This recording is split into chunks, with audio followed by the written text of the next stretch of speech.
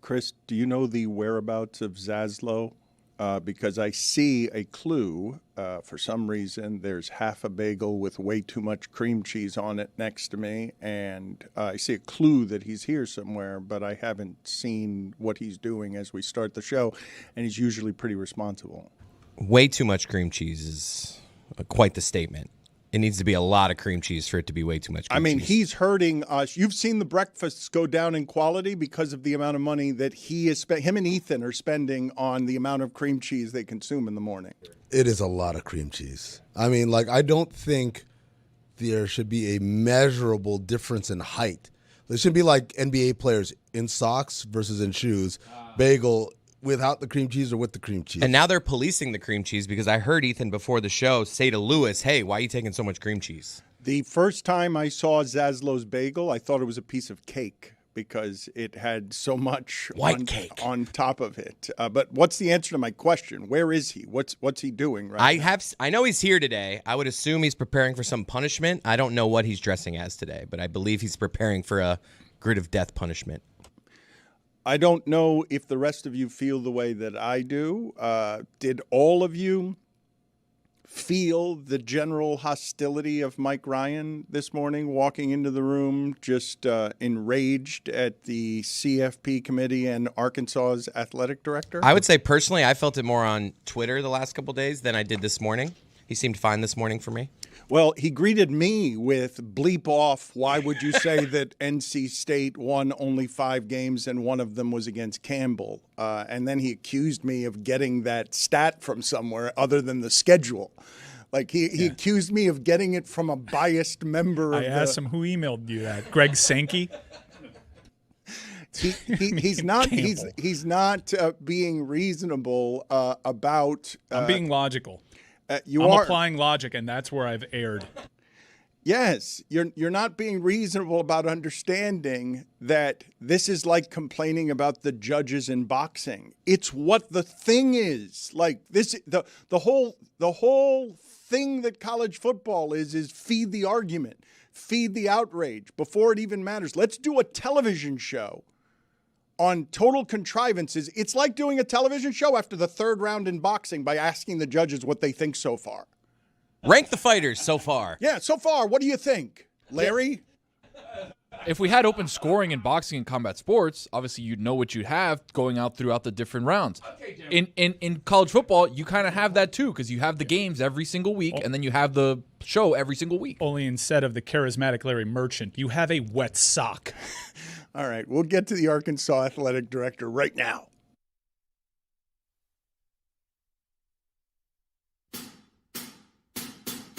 Football is back, Jack. Oh my, we've waited for so long. We're so damn excited that we put it in a song. Don't need no check downs. Give me big hits and quarterbacks. Keep your fantasy team from falling off the track. Football is back, Jack. Whether on the ground or through the air, when the chips are down and you throw a prayer, when your team is primed and on the hunt, it's 4th and 10, you refuse to punt. When the shoulder pads and helmets crack, that's how you know that football is back, Jack. Let me hear you say, football is back, Jack. This high is wild and out of control, and we're gonna ride it every week till we reach the Super Bowl. Don't need no check downs.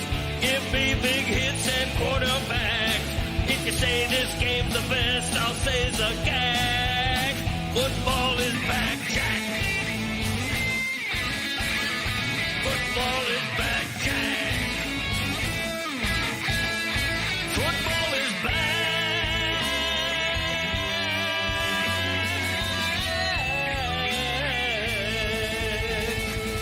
Football is back, Jack.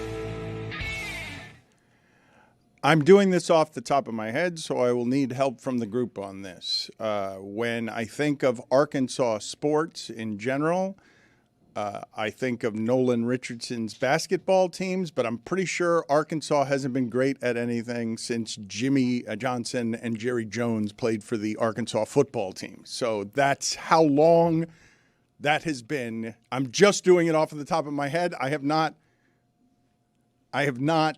looked up the resume of Arkansas, but off the top of your head, give me the Arkansas teams. It would only be basketball, right? Football hasn't mattered in Arkansas in a minute. And the Arkansas athletic director is now running or spokesman for the CFP. He's got very little in the way of personality. So Zaslow is serving his punishment. He is the Pope. He is a Pope who really likes his cream cheese. And he is a Chicago White Sox fan. It is a good outfit. What is the answer to my question? Off the top of your head, any of you. If you're going to bypass the Arkansas Razorbacks men's basketball team, they had Darren McFadden, Felix Jones. They had a good run in football there in the SEC, and then Bobby Petrino got in that accident. How about a man named Jerry Jones? Ever heard of him?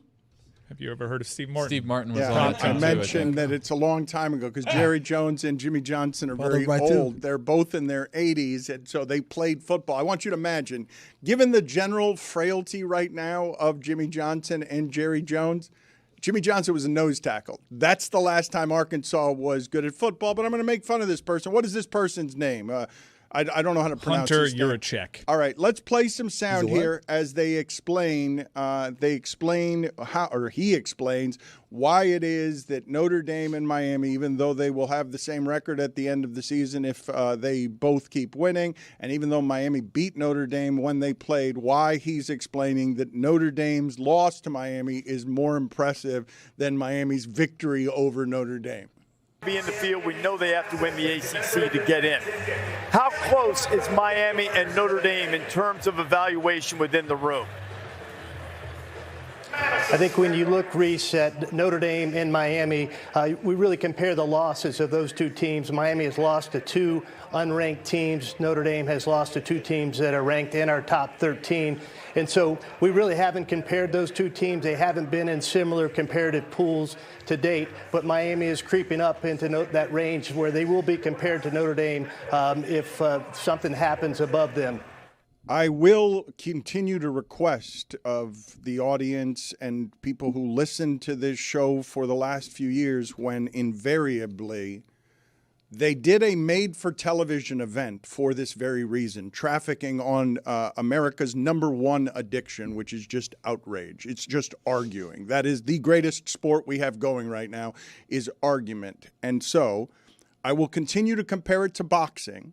I don't love that boxing has 3 judges and that's how you decide the winners. I've never loved it, but that's what college football is. You can use your computers, you could use your committees. They're not deciding things on the field. They are deciding things with a bunch of people being judges. And so understand that it's made for television gymnastics. Like, that's what it is. I understand that it's college football, but it's gymnastics. They're not making the decisions based absolutely on merit. It's not absolute in any way. It's this guy haunting Mike from behind because he is, as you said, a wet sock.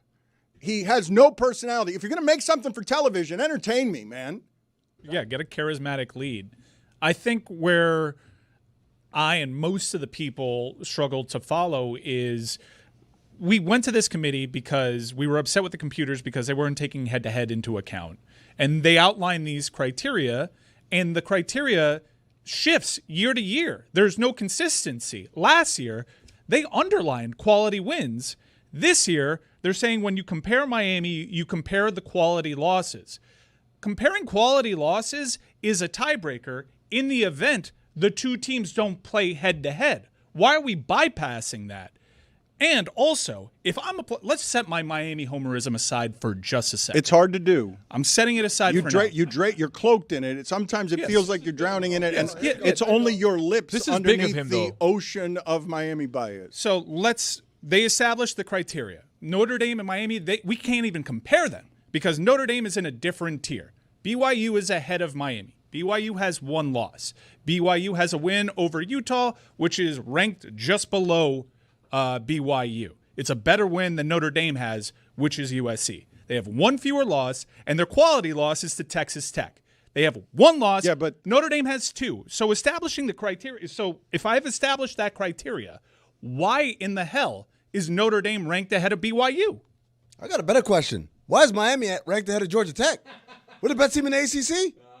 Why don't we have that spot? You lost to NC State. We They put up 48 points on you. NC State didn't cross the 50. I hear you. The good news for you is you have everything in front of you. You can play your way into the ACC championship game. You're arguing with a wall. And Like, you'll who be cares? there. Like, everyone understands that. I would look at those CFP. I I'd say care. it's a joke. Oh, cool. Like, I care. I'm with you. And they're going to get in if they win the ACC. Like, it's not an issue. I'm with you, by the way. I'm just saying, we're going to have an ACC team in there. Why don't we have the current ACC leader?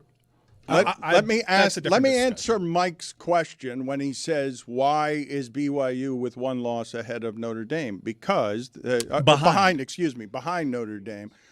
The reason for that is because this year, for whatever the reason is, they're measuring the losses. And But I just told you, Dan. BYU got dragged by Texas Tech. It's the way they lost to Texas Tech. It's that it wasn't a close game. Notre But Dame. that's the number 6 team. but And they're- they have one fewer loss. Yeah, but yes, it's the number 6 team, but they lost by 1,000,000 points. They lost by 3 scores, and it's one loss. It's one loss, and it's a quality one. They have a better win than Notre Dame has. What I'm telling you is you're saying you just made your own point when you said they're measuring losses this year. The way they lost to Texas Tech is what makes them drop that far in the rankings. So now it's how much you lose? Yes. It's not even the amount of Yes. losses? Yes. So they have one fewer loss. It's a quality loss. One better win than Notre Dame. It's not a quality loss because you lose by 3 scores. It's not a quality loss. You just played a good opponent, but you got dragged by them. That game was never close. It's not a quality No, loss. because of the way they lost. Okay. If they're measuring losses ahead of the quality wins, why are the undefeated teams 1, 2, and 3? Like the teams with a loss should be. Well, that's a good point. But 1, 2, and 3. I think it's because Mike Ryan made fun of me last week because I said the 3 best teams I've seen are Texas A&M, Ohio State, and Indiana. No, they don't have any quality losses, though. No, but he's like, really, Dan? So you're going out on a limb there with all the undefeated teams. But BYU was undefeated, and I never considered them one of the best teams. And then they got dragged by Texas Tech. Texas Tech is also lost. They lost because they played their backup quarterback in an important game. But Texas Tech has looked all season to me like one of the best teams. But it's the way they beat BYU. Here's the thing about Miami. Here is the thing that I'd make an argument if we're doing this as subjectively as judges on behalf of Miami. You know they're one of the best teams. You know why? They're going to be favored in every single game they play this year. So you know they're one of the best teams. So if there are a bunch of teams with 2 losses, the money tells you they're never an underdog. They are always expected to win every single game they play this season. Now, I don't know. The 3 teams at the top would probably, maybe Indiana would be favored against them? No, I think they would. Right now, again, people keep saying, well, who would be favored right now, Notre Dame or Miami? And I would always say Notre Dame, they were favored when they played in September when Miami beat them. Like, lines are about getting 50-50 action. Right. Miami would probably be an underdog at Oxford. I think I saw a 3.5-point line out there. I think this is much larger than betting lines or anything like that. I knew Miami's chances were cooked in this CFP ranking. There's nothing larger than betting lines, by the way. That's the most important thing. Like when you say this is something larger than betting lines, it's where the money goes. And if that wet sock came out and said that, I'd understand it. But there is no consistency here. They put Arizona State at number 25. We all know why they did that. Why? It's directly tied to not wanting to have Miami and Notre Dame bunched up together. It is, because they want to avoid that discussion. I want to ask you something. So if that is true, that's why Utah exists. Okay. Which, by the way, Utah's athletic director joined the playoff committee last week. Okay, if that part is true, that's why they want to have them number 25, do they have that discussion in the room, or is it like an unspoken thing where they all know, hey, like, we're just going to do the thing, which will... Well, one of the people having the discussion is the aforementioned athletic director at Utah. Arizona State got ranked number 25. Arizona State represents Utah's best win. Utah's best win came against Arizona State, who was playing Jeff Sims at quarterback, not Sam Levitt. Arizona State is behind both Louisville and SMU. If you look at others receiving votes in the AP Top 25, they're behind SMU in the coaches poll. Both SMU and Louisville are unranked, and I've heard for 2 weeks how this is a bad loss. The SMU loss is a bad loss, even though SMU was a CFP team last year and has one ACC regular season loss since they joined the conference. I keep hearing it's a bad loss. So what do? How do we juice this Utah ranking? We rank Arizona State even though they have no business being ranked here. Arizona State has zero business being ranked. They're behind the 2 teams that Miami lost to in all the other rankings. I hear what you're saying, my son. The idea that we're throwing this in the lap of judges and you're bouncing past what I'm saying about betting lines, when it comes to the judgment of money, Miami will be favored in all of its games. That means you think they're good. You're not doing that with more than 12 teams in the country. They're one of the best 12 teams in the country based on how it is the money would decide when you put them against people. The reason the SMU loss is viewed as a bad loss is because they were an 8.5-point favorite. Right. Notre Dame was I think it closed at 6.5-point favorite to Texas A&M. I guess the difference is 2 points there. Look, Notre Dame is a really good team. I understand this. Why does everyone love Notre Dame so much? I understand why Notre Dame is a good. Serious. You're saying that? Yeah, that's the Pope is saying that. The Pope knows why everyone loves Notre Dame so much. What do you mean? I'm trying to be fair, my son. Amen. I would love to hear the Pope rip Notre Dame. Notre Dame has gotten fat off of a flat track.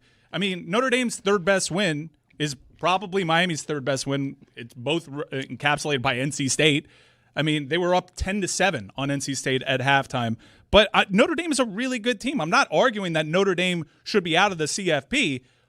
Only they should be out of the CFP if Miami finds itself out of the CFP, because they're either both in or just Miami's in. I've asked this question before on Cinephobe, but does Notre Dame have to kick back to the Vatican like a little taste of the action? Put it on the poll, please, at Le Batard Show. Does Notre Dame have to kick back to the Vatican a little taste of the action? I hate Notre Dame. I'm going to move off of this subject. If you want more Mike Ryan on University of Miami outrage, there is a bubble that he lives in. He is a co-owner of an afternoon delight that he's going to be partaking in. Are you going to do a 7-hour outrage special today? We have Kane's Insight today. D-Money, Peter Rees, and myself will be on live on our YouTube page, youtube.com/@officialcanes Insight at 1:30 if you want more of this. We have Jess joining us later today. That's a losing proposition for me. I really don't want to do that. But she'll be joining us. I will just tell people that if they want more of this, that's where they can get it. But it is something I've been lamenting. Like, I really do remember on Highly Questionable when they broke out the whole idea of committee, weekly announcements, made for television event. I've been complaining, how long they've been doing this now, for more than 5 years, about like the stupidity of, we're really going to do this in November where we're just going to fill the work week with talking about arguing about what judges think about things that are subjective when the teams actually play. And the way that we do meritocracy in sports is you play, you win, you get to keep playing games. Unless it's Inter Miami, then you take a month off. So to be clear, nobody here will even deign an answer whether Notre Dame has to kick back to the Vatican. It doesn't appear like anyone here has an answer, so we've just thrown it out to the audience. I don't think you gave anyone a chance, to be honest. Okay. You kind of said poll, and then you just switched the topic. All right, go ahead. All right, let's Anybody see. have an answer? All right, let's see. Pope, do you got an answer? Don't worry about it, my child. Okay, I like that answer. My fellow Catholics over here in the back row, you guys got an answer? Catholic conspiracy? Count me out on that. I'm Christian, but yes, I do believe that there is a little bit of kickback back to the Vatican. Like it's tied in. Dan, you haven't weighed in yet. Because I don't think it's a good question. I thought it was a question that shouldn't have gone answered. I didn't think that anyone had anything. It appears I was right. Well, I guess we could just go back to arguing about the rankings for things that don't matter for another month. They matter, though. Like, this is what I hate about this, is it does matter. It does matter. Like, if this is all just setting the table for Miami to handle its business in November, something that they struggle to do, something that I am concerned about them doing because history is my guide. But if we're just setting this up for Miami TC being the next 2 weeks, looking the way that they've looked since they fixed their offense, then you're just going to pull the rug out from Notre Dame. And that ain't necessarily fair either. I think we're looking at this in a weird spot because we used to have a system that would take out the human element. Now, Talk about it. Okay, now We're taking it into account. Let my boy cook. The polls were a huge part of the criteria. agree. of But the what did we BCS. take out? What did we take out? Computers. The computers. Okay, AI is in such a good place now. We are so above and so beyond anything that we could even imagine. We need a robot to be part of the committee. All of a sudden, AI. You put ChatGPT, you put Grok, you put whoever you want. I Gemini, love it doesn't this. matter who it is. Who's Gemini? You'll find out about that. I don't buddy. know that I thought you fool. see everything. It's an American Gladiator. I'm gonna tell you something. Grok will have FIU in the rankings. Well, Tony's cooking right now. well, I think that we should go back to the computers, put everything in, and see what that makes You know sense. why we got away from the computers? Because everybody was upset because the computers didn't care about head-to-head matchups. And here we are. But you write that into the algorithm. 20 years later, and the committee that was supposed to be a guardrail against bypassing head-to-head is once again bypassing head-to-head. You can look up what the BCS rankings would be. Miami would still be behind I Notre hear you, Dame, but I'm and saying- everybody would be upset about this. You write it into the algorithm that it spits back at you. Hey, consider head-to-head as an important thing. The algorithms are smarter now. Ask a Back then- follow up. Hey, did you consider head to head? And then they give you a new answer. Back then, it was just like, put in calculation. It's like beep, boop, boop, beep, beep, beep. According to my calculation. Now, it's like having a conversation with exactly you. right. Say, hey, Mike, well, here's the deal. That's how it would answer you. It would be like, hey, Mike, so here's the deal. You know, Miami, I know they beat Notre Dame, and that should count as a lot, but that happened at the beginning of the year. Things have happened since then. Plus, you guys have some pretty bad losses.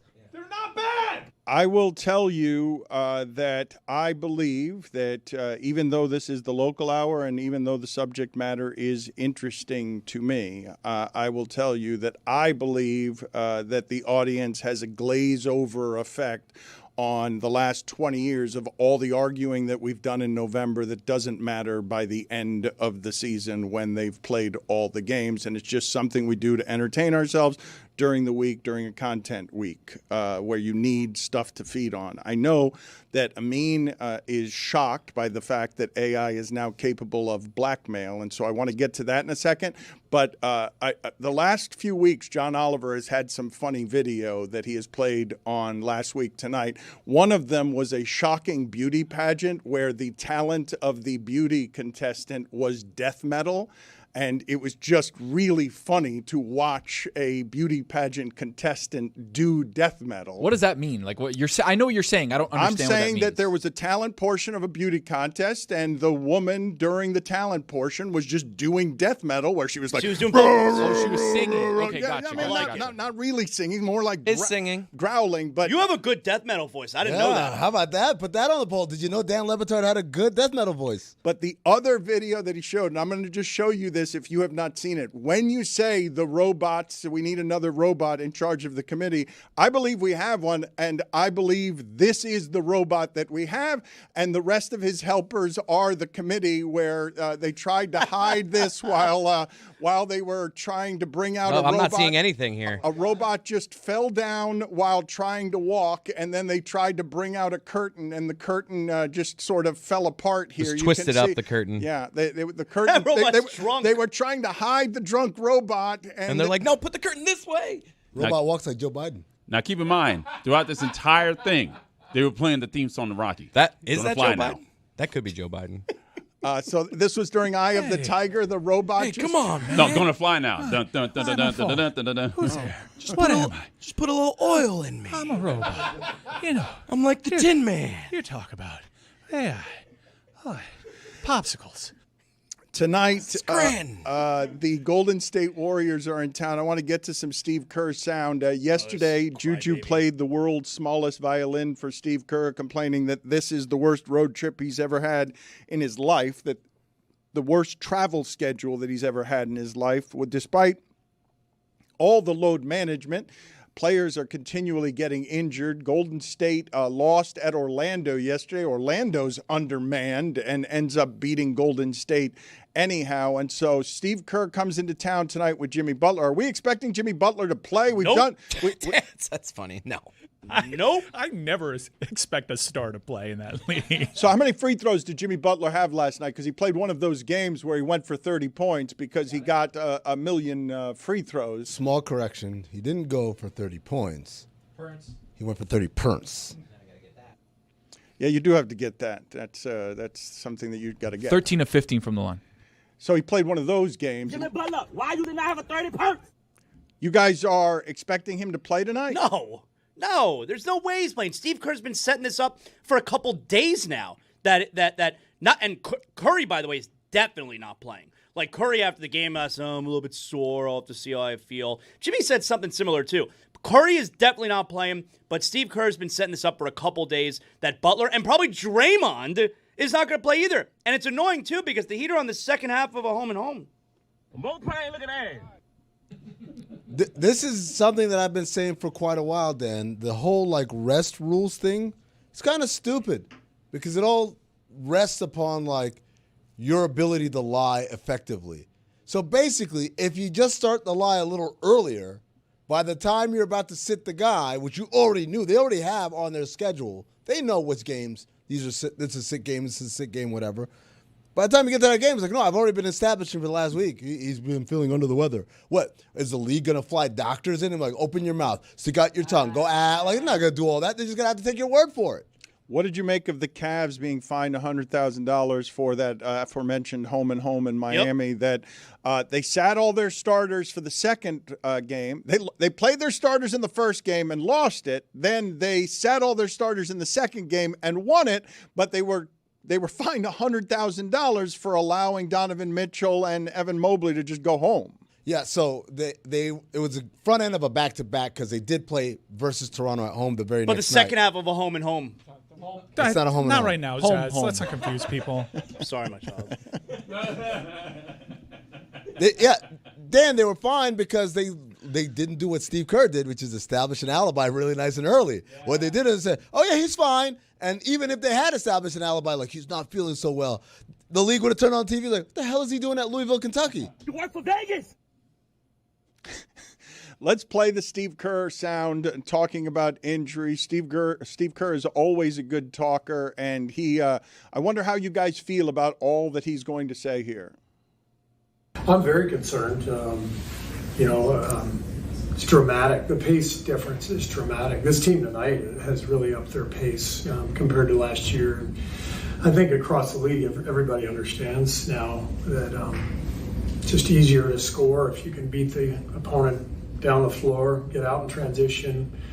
But when everybody's doing that, the games are much higher paced, faster paced, and then everyone has to cover out to 25 feet because everybody can shoot threes. So we have all the data. Players are running faster and further than ever before. And so we're trying to do the best we can to protect them, but basically have a game every other night. And it's not an easy thing to do. I hadn't actually considered the idea of pace being harder for old people. It's not something that I had thought of that, Orlando plays fast. Miami obviously plays fast. So they're not likely to play back-to-back nights where they have to run at that speed given the way the game is played today. It's not something I'd considered. Dan, first of all, what a company man Steve Kerr is, wearing the Golden State Valkyries shirt to the post-game press conference. Shout out to him. But also, he's right, and this is the part where I think it's really lost on people. People like to compare, it's so much faster than it was in the early 2000s and the 90s. Did you know, Dan, that 10 years ago, 2016, which feels close, right? 73-win Warriors, LeBron 3-1 lead, all that stuff, right? It feels very recent. 10 years ago, there was one team in the entire NBA that played at a pace of 100 possessions per game. Today, 2/3 of the league play at a pace of 100 possessions per game. Let me ask you, as our basketball insider who once sat in an NBA office, your thoughts on yes, obviously, without question, there's more pace in today's game. We can't say it's more physical, though, can we?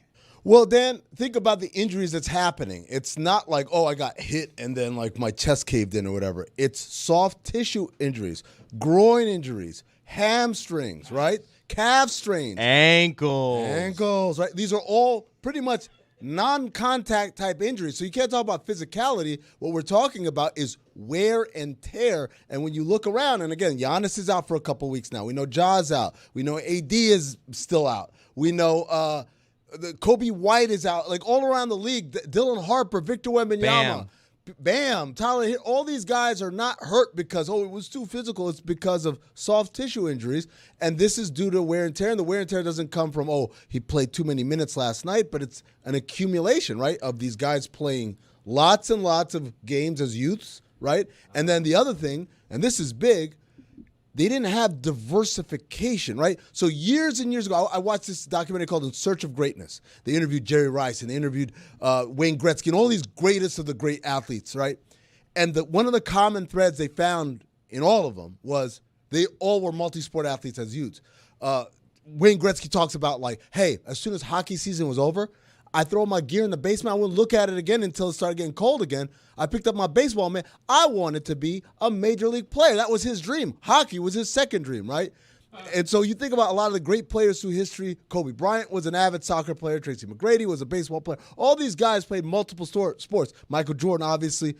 Now, all these kids are you're just playing basketball every day, all day with a trainer, with AU, with your school team, whatever. And so what happens is you're getting wear and tear on the same muscles in the same way over and over and over and over. By the time you get to this level, the pace and the, all of it adds up. They've got an injury problem. The NBA has an injury problem. How do you fix that? I mean, because you're talking about, you can't tell kids now, hey, don't play basketball if you're going to try and be a basketball player, right? It's the same thing overseas in Europe where you have these academies where kids are little kids. Hey, this kid can kind of kick around a soccer ball. Perfect. Let's put him in the academy. And he lives 17 years in this academy until he makes his debut. How do you figure the NBA tells people of families of kids, hey, don't let them play basketball? You start an NBA men's softball league. Who are you taking first overall? LeBron's got to be a high pick. I'll take LeBron high.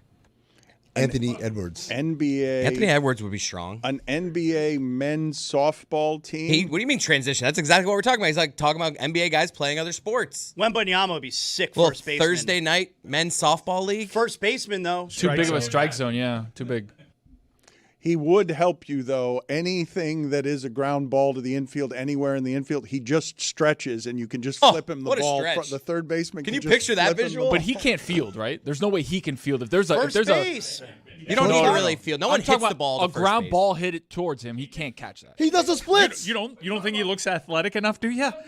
It's a little too tall. Let's get a stat of the day music here. I saw Nick Johnson play first base. What the hell are you talking about? He does the splits. Matt Stairs in interleague play would go to first base. John Kruk played first base at a high level. What the hell are you talking about? He's 2 feet taller than all of those guys. Sid Bream played first base. And landing a split. He's literally the craziest athlete I've ever seen. What the hell are you talking about? You know about Ken Herbeck? I don't know that fool. Start of the day, start of the day. It is here, start of the day. Start of the day, start of the day. It is here, start of the day. Start of the day, start of the day. It is here, start of the day. Start of the day, start of the day. It is here, start of the day. Guys, obviously we know Steph Curry is incredible, the best shooter of all time. He has 47 9+ 3-point games made. 47 of them. The next closest is Damian Lillard with 14. Whoa. So he has 47 games where he's made 9 threes or more.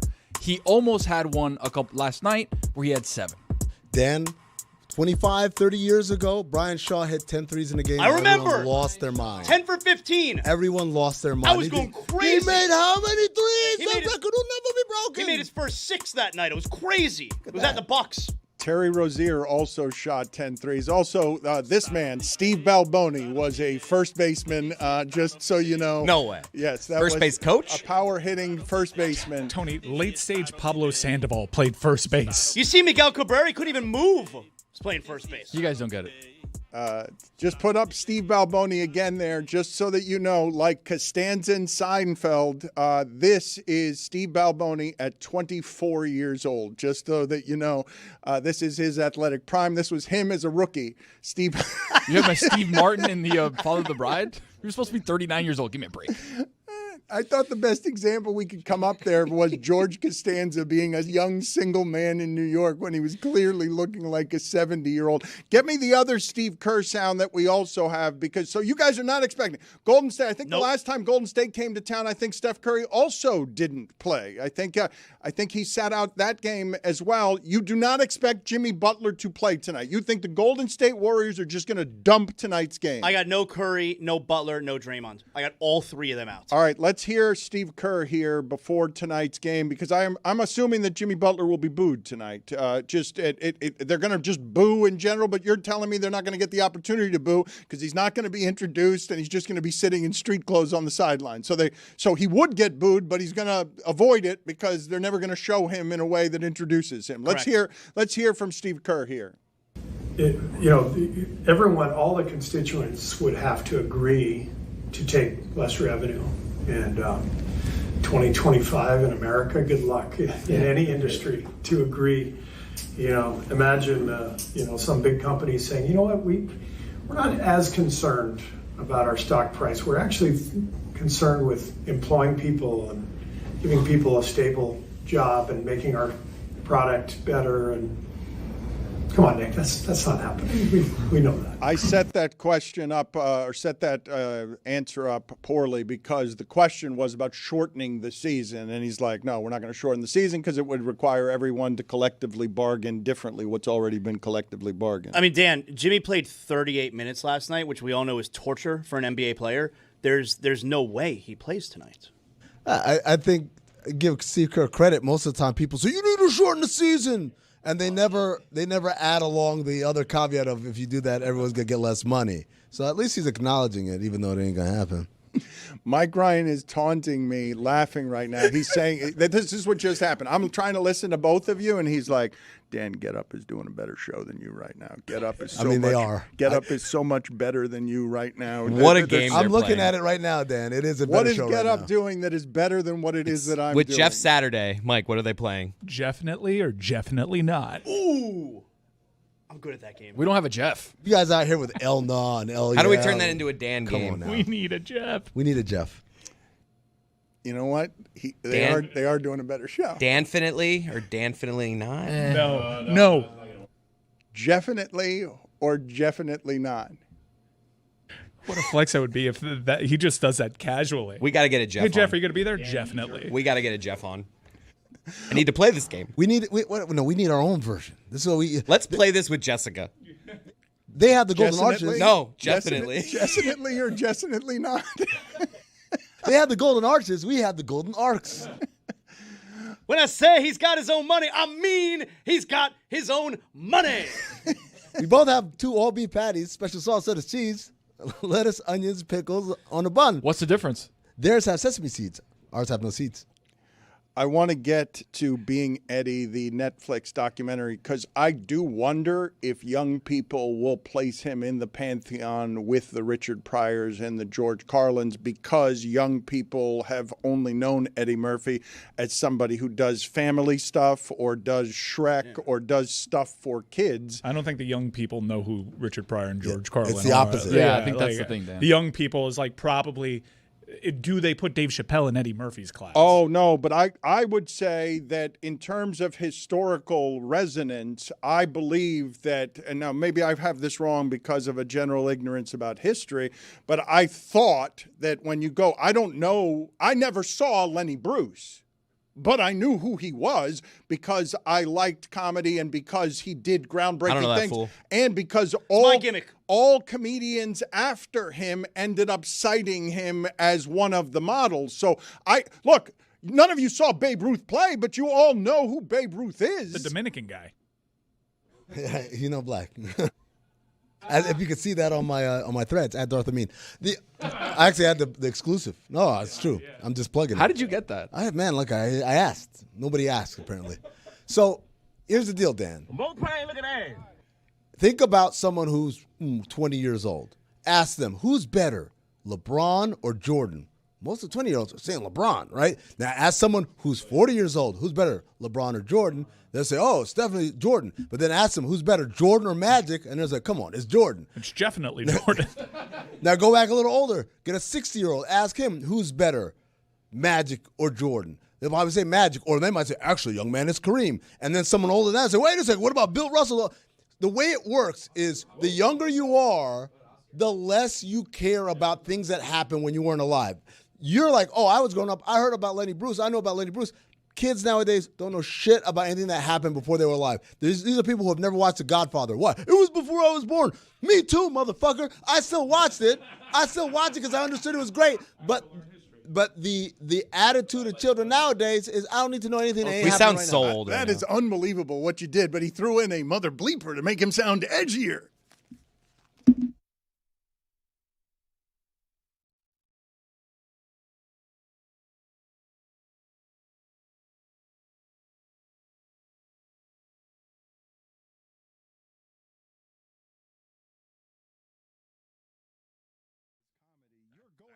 That's Florida, bro. You're going That's maximum That's Florida, man. That's Florida. When did you decide to start doing that? When was it encouraged? When did that become your signature? The idea that you're up there just throwing your body at the people here in a tight pair of jeans shirtless. I was. The jeans have gotten tighter the fat I've gotten. They weren't always tight. My daughter said Baby Walrus needs to move out of skinny jeans. I started doing it just to cheer myself up because you get on the road and do like a Thursday night and you'd be like, I got a whole weekend ahead of me. This is going to be a long weekend. I'm missing my family. It's not sold out. So I would rip my shirt off and kill a beer to make myself giggle because I thought it was silly and to remind myself this should be fun. And then one night I was in Columbus, Ohio. I ripped my shirt off and killed a beer. And then something happened in the room and I forgot to put it back on. And one of the comics I respected was in the back and he was like, bro, you just did a whole hour with your shirt off. And how does this work with comfort with your body? Because not everyone can do that. You're the first to be doing that. Not everyone is comfortable enough with their size to be in front of thousands of people shirtless like that because it is funny. It's interesting because I have this reverse body dysmorphia. So like I heard a story, secret time. Obviously, I'll tell you, but secret time. I heard a story that Chris Pratt was a fat kid growing up and that someone told me like he'll always be fat in his head. No matter how great of shape he is, he'll always think of himself as a fat kid. I was in shape as a kid, and so I do not see myself fat at all. As a matter of fact, I think in Razzle Dazzle, I look low-key jacked. I think I look better than I've ever looked. My shoulders, dude, look at my shoulders. You are jacked. Oh, yeah. You got some cuts right there. You see it there? I mean, I'm feeling good. I feel great about my body. The new Netflix stand-up special, Razzle Dazzle. Oh, look at that. Look at that. Bert, stop making those Never show your belly button. Yes. Do that thing where you're, Let's increase your female viewers. make your boobs move. This is a body you can get. Razzle Dazzle is the stand-up special. How old would you have to be? What is the age if I came up to you and said, Bert, you're not going to believe this, but the new movie, Machine, it's in theaters in May, and Razzle Dazzle, a Netflix special, is happening. At what point in your career, at what age would you have said, yeah, that's a possible dream? Oh, 50? Where I am. I didn't think any of that was going to happen. Listen, I got to be dead honest with you. I shot Razzle Dazzle in November, and I'm used to the Netflix specials, but with the Machine movie, that was sitting on a shelf. They weren't doing anything with it, and they weren't going to release it. And it wasn't until I leaked it on Rogan that it got life. And so ever since it's got life, now it's got real life. And so I didn't think the movie was ever going to come out. Dan, Bert's got me feeling confident. You know what? I'm going to join you, Bert, taking the shirt off. Wow. I love it. Well, I'm going to have to do it too. I too was ripped when I was younger, Bert. have to do it. Let's all be. Come on, bros. Oh man, I don't really want to do Round the this. horn. I did Stu, not. you're looking good. The man o' lantern. Okay. Oh my Dan's god. doing it too. Dano! Years. Take the uncomfortable. top off. Oh jeez. All right, you are allowing us to be more comfortable with our physical appearances. I have to take off my nipple stickers. He's a pioneer, an icon. Look at Dan. Mr. Nipple. Perfectly. Do this Sorry, to I didn't everybody. know it was like a routine. Yeah, Because it reverse is body cold in dysmorphia. here. It's a reverse It's a body really dysmorphia. weird time for Jessica to come back Yeah, I into was the at room. Jessica. Perfectly Do not walk in here. Hey, Jess. You like it, Bird? Get out. Beautiful. Absolutely beautiful. Why So are you you. massaging? Andrew Luck making an appearance there. Bert, I do want to know when you were partying. The top partier at the number one. This episode of the Dan Le Batard Show is presented by DraftKings. DraftKings, the crown is yours, my son. I have in front of me a top 10 list from Apple, which has identified the 10 best podcast episodes of 2025. As you know, there are way, way too many podcasts in the universe. Most of them are wildly unsuccessful. If you don't have a podcast, you're a loser. But most of them are wildly unsuccessful I as have 5. businesses. And there are just too many people talking. It's a very cheap form of entertainment. And it's also somehow the future filled with intimacy because so much programming is expensive. Television is far cheaper if you just make your television a podcast.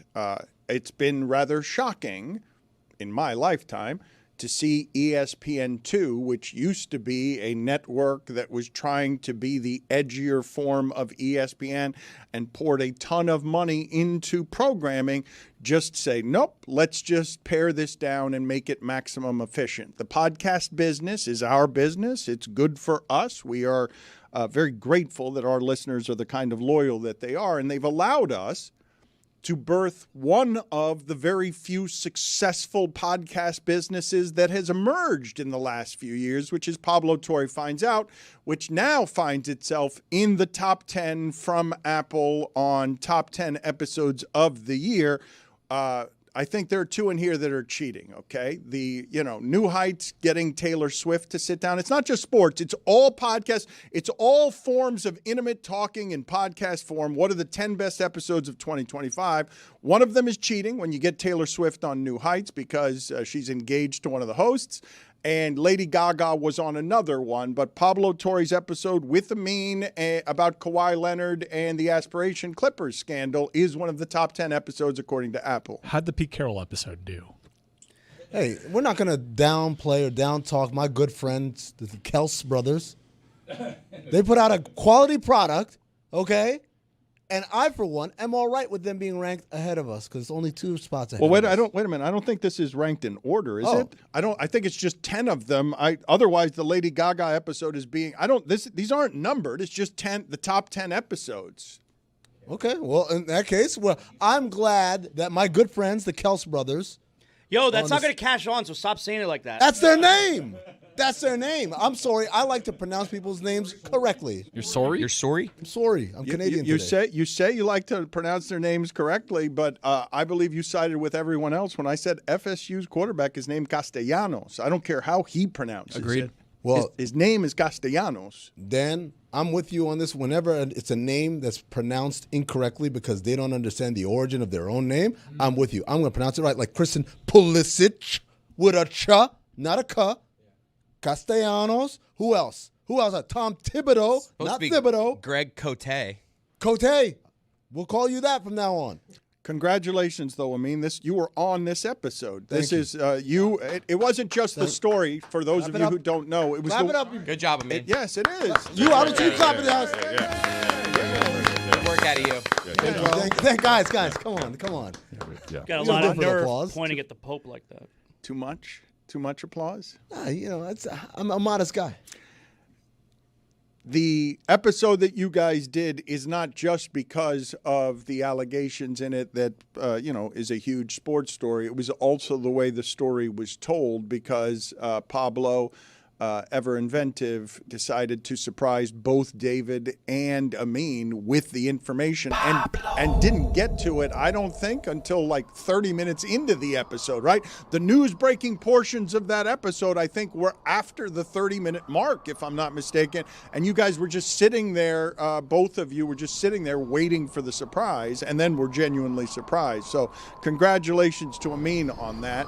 I wanted to go back to the conversation we were just having. No speech? Okay. I mean, why are you wearing a Rashad McCann shirt?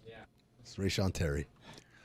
You can give a speech. I thought you just said while we were applauding, "Stop, guys, stop." I'm a modest No, but guy. that means like keep going. I know, but it Have you never watched an keep award show? Keep going. I want to make a speech when Yes. I wasn't expecting. Of course. All right. So go ahead. It's I wasn't expecting this. Let me take this out real quick. If history has taught you anything, it's that you should follow this thread with Amin and have no regret.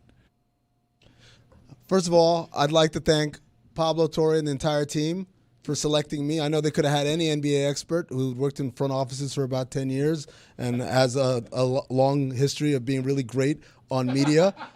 I'm sure there are plenty of those to pick from, but no, they picked me. Also, I'd like to give a shout out to David Sampson, without whom I would have known that we got nominated for this. His tweet basically is what tipped me off to begin with. That's why I didn't have the list. I just saw his tweet. Also, I'd like to thank Dan Le Batard for being so gracious and so kind with his time and his money to allow this podcast to exist right here at Meadowlark Media. Dan, we couldn't do it without you. What? Minor penalty, 2 minutes, murdering the show with their bare hands in a dismemberment kit in cold blood. Really thought it was going to work that time. The best acceptance speech that has ever been made on this show was Denzel Washington talking about his what should have been his acceptance speech for the great movie Virtuosity. Let me do my acceptance speech for Virtuosity.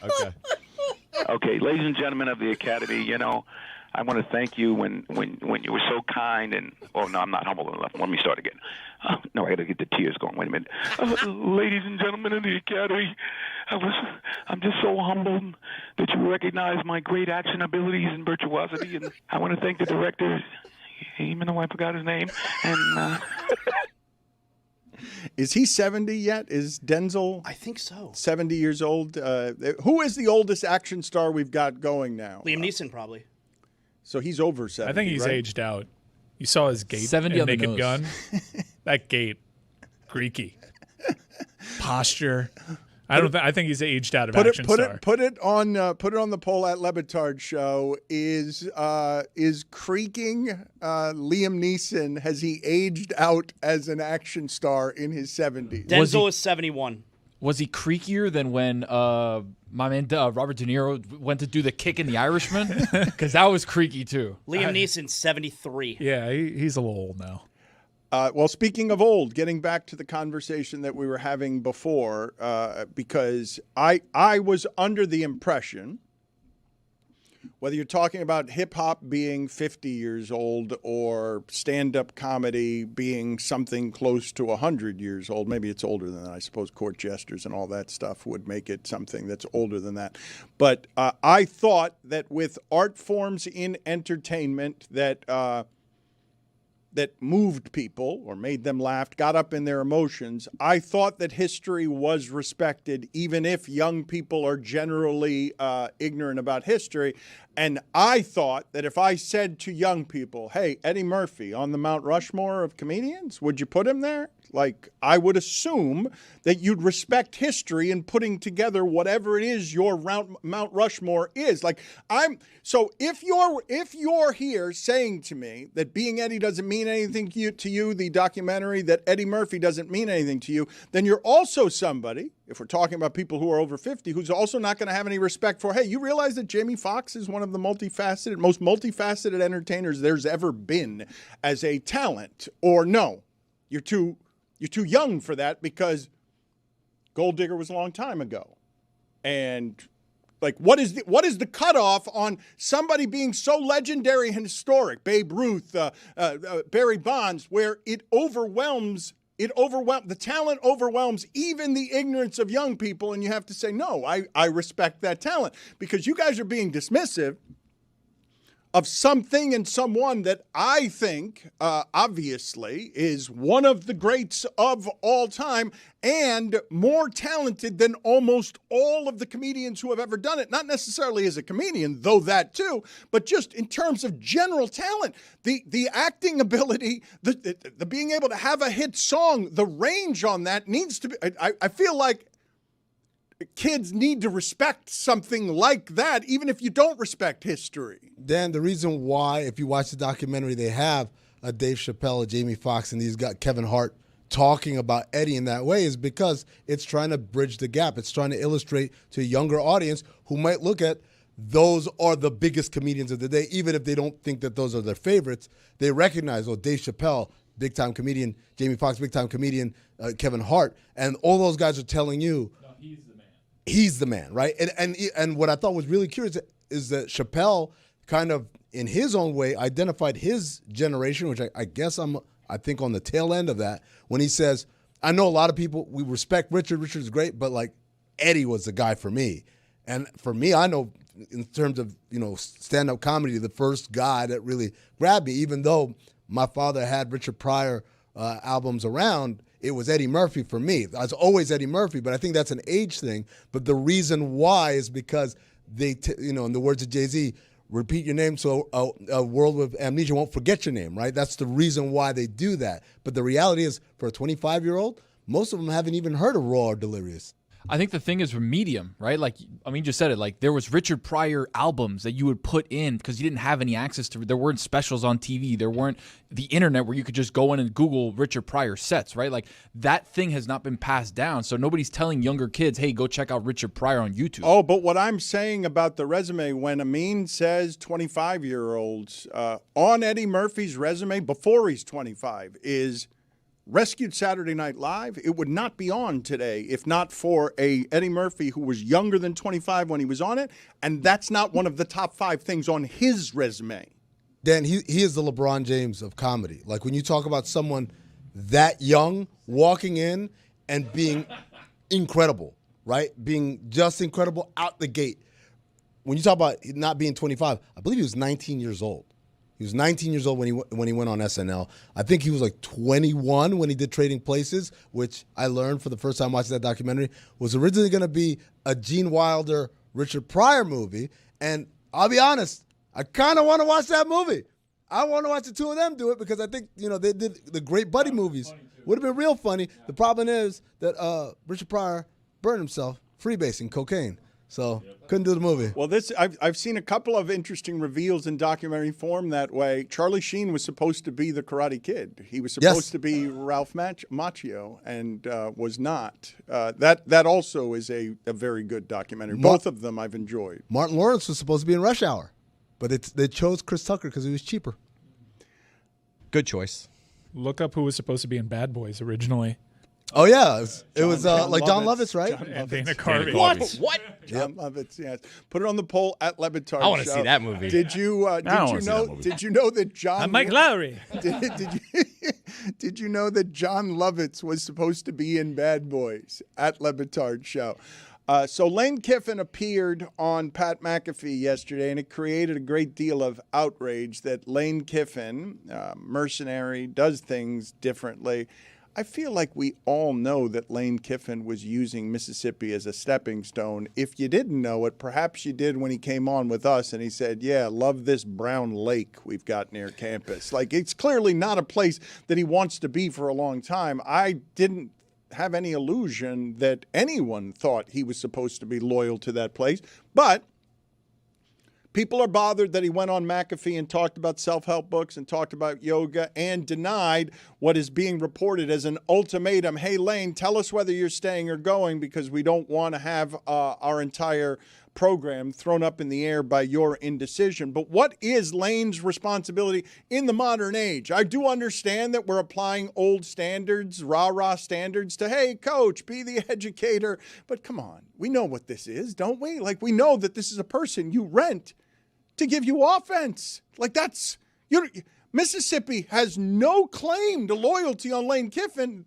Mississippi is a stepping stone for every coach that exists that's coming through Mississippi. Nobody's stopping in Mississippi as the destination or dreaming of being Mississippi's coach until they finish their careers. So what is the nature of the outrage? What's happening here that people are getting upset? I understand why Mississippi would get upset, but that people are getting upset with Lane Kiffin for being such a mercenary about this. I think the only reason that you're getting upset is because they have a legitimate shot to win the national championship. And is there a scenario where he won't even coach them in the playoffs? And who knows if Ole Miss ever has this scenario again. So I think that's the only place that an Ole Miss fan would be upset right now. Happen to know? Oh my God, he knows. He happens to know. Come everyone, come and listen. Happens to know. He happens to know. Well informed. Plenty of people out there that are way more plugged in on this. If you've been following this story, Florida people feel like this is a stone cold lead pipe. I think he's the next Florida coach. I happen to know there are meetings happening this week between the parties. You happen to know again? Hold on a second. We got to do this correctly. For he happens to know? Great Scott, he happens to know. He happens to know. Gather everyone. Get the children. He happens to know. So wise. I'm interested to see how this plays out. We haven't exactly had this situation present itself before, and if he takes that job, does he have a working arrangement that it doesn't affect Ole Miss at all, and he continues finishing that job? How dedicated will they be?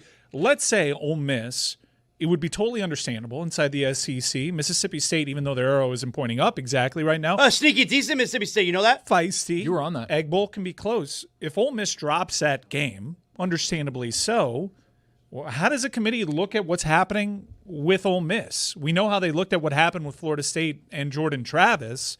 Is there a scenario in which Ole Miss leaves Ole Miss entirely during the CFP, and now the committee is looking at an Ole Miss coming off a loss in the Egg Bowl, potentially not playing in the SEC championship? How do they look at that? It would be curious. You do the same thing with the coach that you do with the quarterback? Because FSU was undefeated, but they because are so tied. Yeah.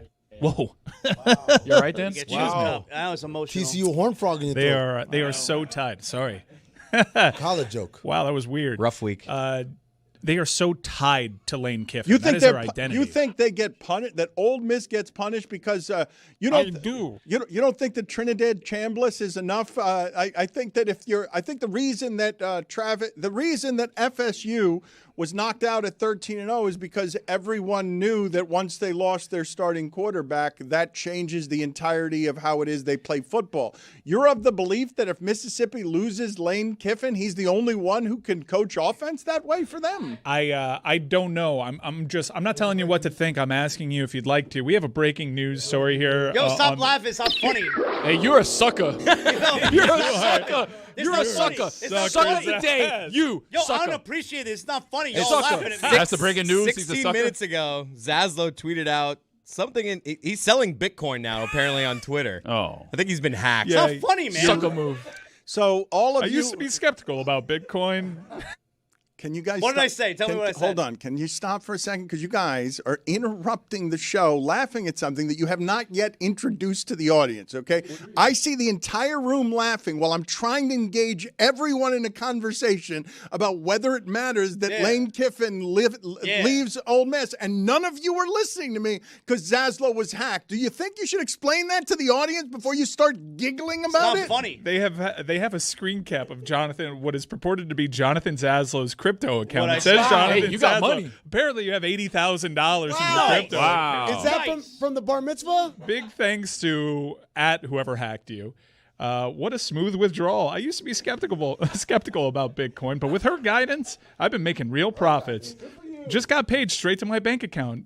The celebratory party hat emoji. If you're curious, check her out. I'm so glad I did 100 emoji. You see, you know how it's bullshit? It's not me. I never use emojis. It's not me. What happened here? And you're just learning, like, what happened that this interrupted? Did you tell them? Did they tell you? Okay, Somebody didn't tell me while I was doing the show, and all of you just started laughing and enjoying yourselves and I didn't like that. forgot to do the show with me. Would you like to explain I to didn't me, like that. and as an added bonus, the audience, what happened? So I tried to get onto, Twitter here because, I'm trying to learn stuff that we're talking about. And I couldn't sign on. And it's making me do all kinds of garbage to get back on. It's not letting me. And I'm like, shit, I wonder if someone's getting up in my business. And so then I asked Chris, because it won't even let me check if I've been hacked. I have no access. So then I asked Chris, yo, can you check my Twitter? Something weird might be happening. And I saw he was, and I just started showing everyone here. And then everyone's laughing at me. I don't like it. Instead of doing your job, This is important. Instead of answering Zaz's question, you just distracted me while I was talking and made it so that no one can answer my question because too many people were busy laughing at something that me and Zaz were excluded. This is bigger than all of us. Like I said to Chris, I asked Chris, can you go on? Can you check my Twitter right now and see if anything weird's happening? And 3 seconds later, all of a sudden, Chris turns around and everyone's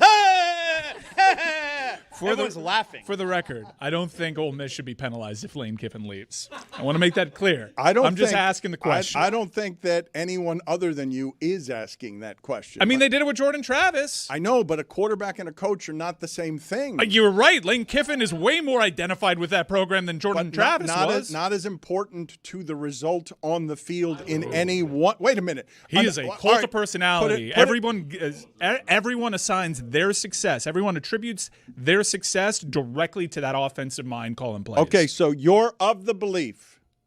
You're of the belief that if I take Lane Kiffin, give the team one loss like it has right now, but I take Lane Kiffin off of their sideline. Tony's calling plays now. For the playoffs, you're of the belief that the committee or a committee member would say to themselves, I don't believe that team has a chance anymore in the playoffs because Lane Kiffin is not there, the same way that I believe that the undefeated FSU team doesn't have a chance because their quarterback broke his leg. I don't think it's word for word what you said, but I do think it affects their ranking. I don't think it should cost them the CFP, but it might cost them a home game. I think if you're parsing between Alabama and Ole Miss loses that game, I mean, one loss, absolutely not, because there they'd be proving that they could win without Lane Kiffin. But say they drop that Egg Bowl to Mississippi State, I do think that there are people on the committee that may take away a home game from that team. Do you realize that what you're doing there, if indeed anyone is doing that, and I don't believe they are, but if anyone is doing that, what you're doing, there might be one other coach in the entire sport, it'd be Cignetti that you do that with, and you wouldn't do it with Cignetti. Like, you would not offer Cignetti. Like, Lane Kiffin would literally be the only person in the sport you're asking that question about. Greg Sankey must be emailing you because where is this passion when it comes to points, Utah Dan. Propaganda and Miami's head-to-head? It's just a weird question that you're asking because it's not something I've ever considered. They make no sense. The deer in headlights spokesperson makes zero sense. Well, of course it would be something that could pop up out of nowhere. But it makes sense when it's the focal point of the team and not making it because of that thing happening, right? If it's Jordan Travis breaking his leg, why not just throw in a backup quarterback? But I don't think your play caller's gone. You're going to bring some guy from upstairs to call plays? I think Trinidad Chambliss is more important to what it is that they're doing, and that if he was out, it would be more important. The dude from Ferris State?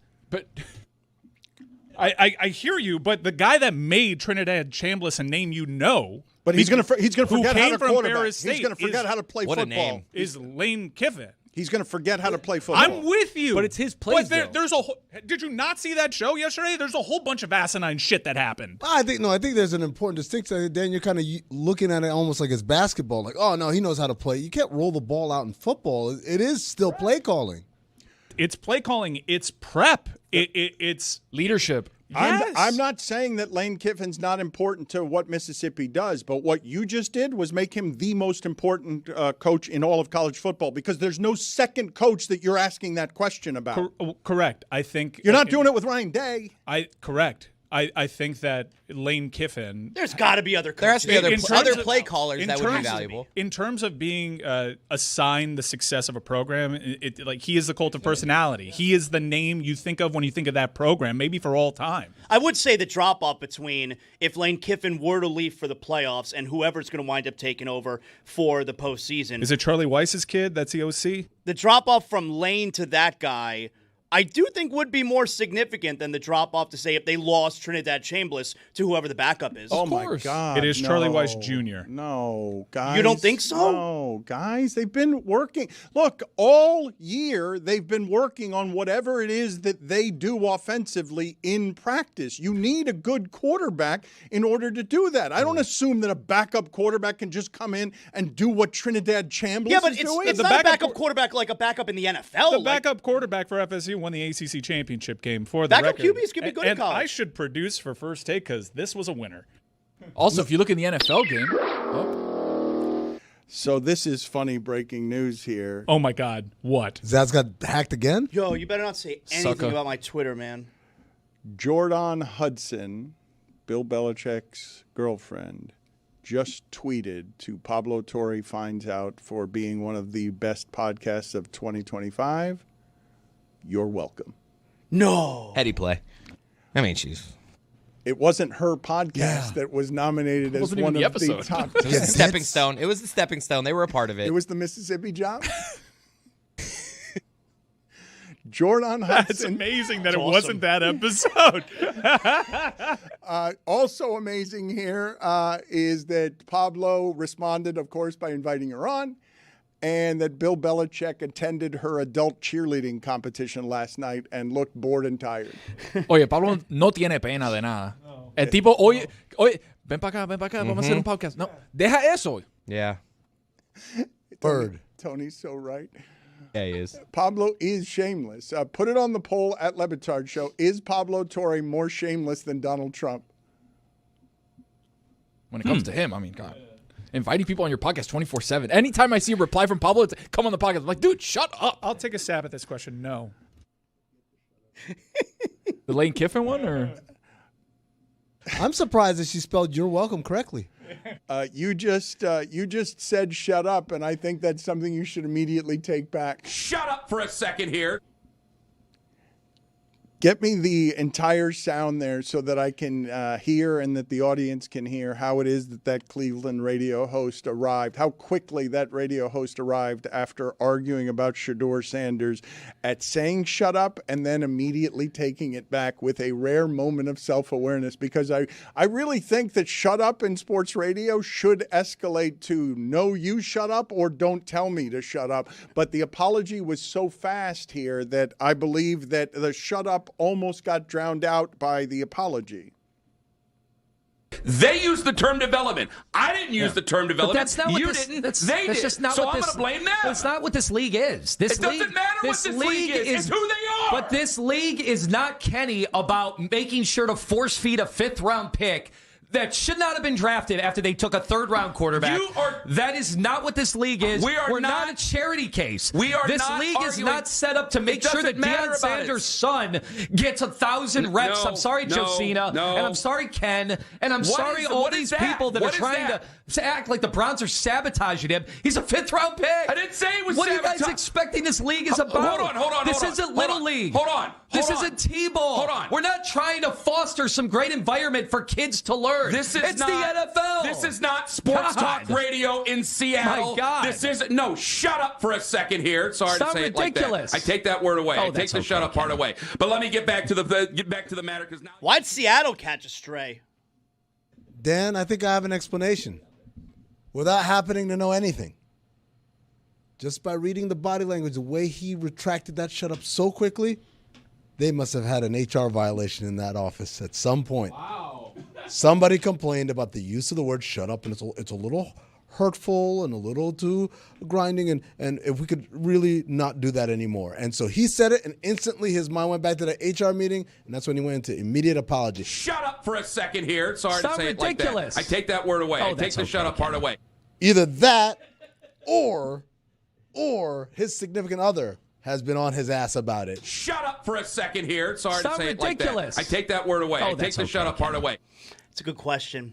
Is it about HR or is it about the wife? Mm-hmm. It's a good question. Put it on the poll at Le Batard Show. Is shut up one word? Because I thought it was two words. Is it one word? It could also be a parenting thing where he's told his kids, we don't say shut up in this house. And then he said it. Immediately, it was like, "Oh no, my parenting." Do you realize in the way that they were discussing it? Okay, they kept interrupting each other. Okay, they were very good at interrupting each other to the point that the host got mad and said, "Shut up." Do you know how fast you have to be in order to get the apology in before the person's even been offended? Because he took it back almost before he'd finished saying the P and shut up. Shut up for a second here. Sorry Sound to say ridiculous. it like that. I take that word away. I take the shut up part away. Shut up. Sorry to say that. Dan, that's a conversation that's happened. That's a conversation specifically about the use of the word shut up that's already happened. He says shut up instinctively, and then he realizes, oh, shit, I don't want to get in trouble. Shut up for a second here. Sorry Sound to say ridiculous. it like that. I take that word away. I take that's the shut up part away. What does he say back to him after he says it sounds Shut ridiculous? up for a second here. Sorry Sound to say ridiculous. it like that. I take that word away. I take the shut up part away. That's okay, Ken. Oh, he was really forgiving. So it's not him then. It's definitely not It sounds like Anthony understands that sometimes Ken loses control. Shut up for a second here. Sorry Sound to say ridiculous. it like that. I take that word away. I take the shut up part At away. first, it's like, "You sound ridiculous." Oh, you just said sorry. It's okay. I forgive you. because he's a good teammate, number one, but also number two, this tells me even more. It's an HR edict, man. It's not the wife at home saying don't say it. It's not the wife saying about the kids, you told them not to shut up. That's a, hey, I don't want my teammate getting in trouble because we're having a good conversation. Shut up for a second here. Sorry Sound to say ridiculous. it like that. I take that word away. I take the shut up part away. If we put up the picture of them arguing again, you can kind of tell who's the guy that's about to say shut up and who's not. So Ken is a shade of red that is shut up of Jason. It is absolutely radioactive colored Brian Kelly. Yes, that is absolutely what's happening there. You can tell by the red in that man's face that There's a shut up coming. There's just a temper control problem. Like Shut up for a second here. Sorry to Sound say it like ridiculous. that. I take that word away. I take the shut up part away.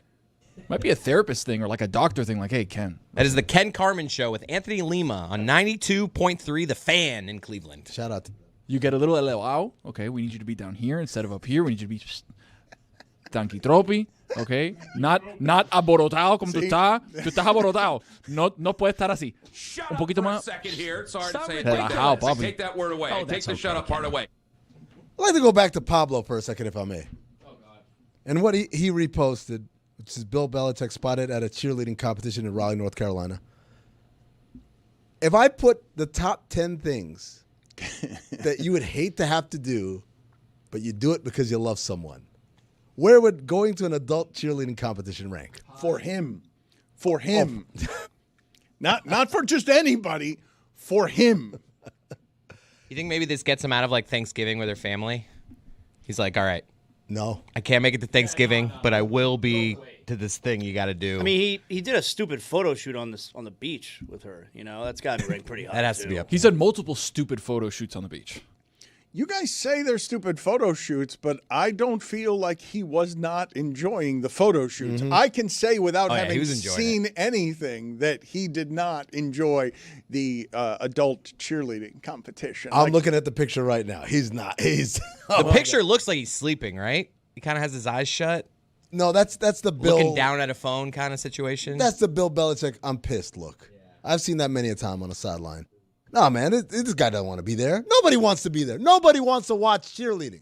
Do they? Does anyone actually enjoy just the watching of be cheerleading? careful. Of course. I mean, of course, some People who aren't cheerleaders. Obviously, for them, people who are into the cheerleading culture, it's a big deal. It's like me liking watching basketball. But if you're not into it, I just cannot imagine people like, great, let's watch these people. Well, play. to answer your question, this may surprise you, but absolutely, I will stop on a choreographed dance routine that is televised cheerleading competitions that they used to do on ESPN, and I would stop on those. I'm an ally. I'm an ally. That's not even being an ally. That's just, Dan, I don't think that's an ally.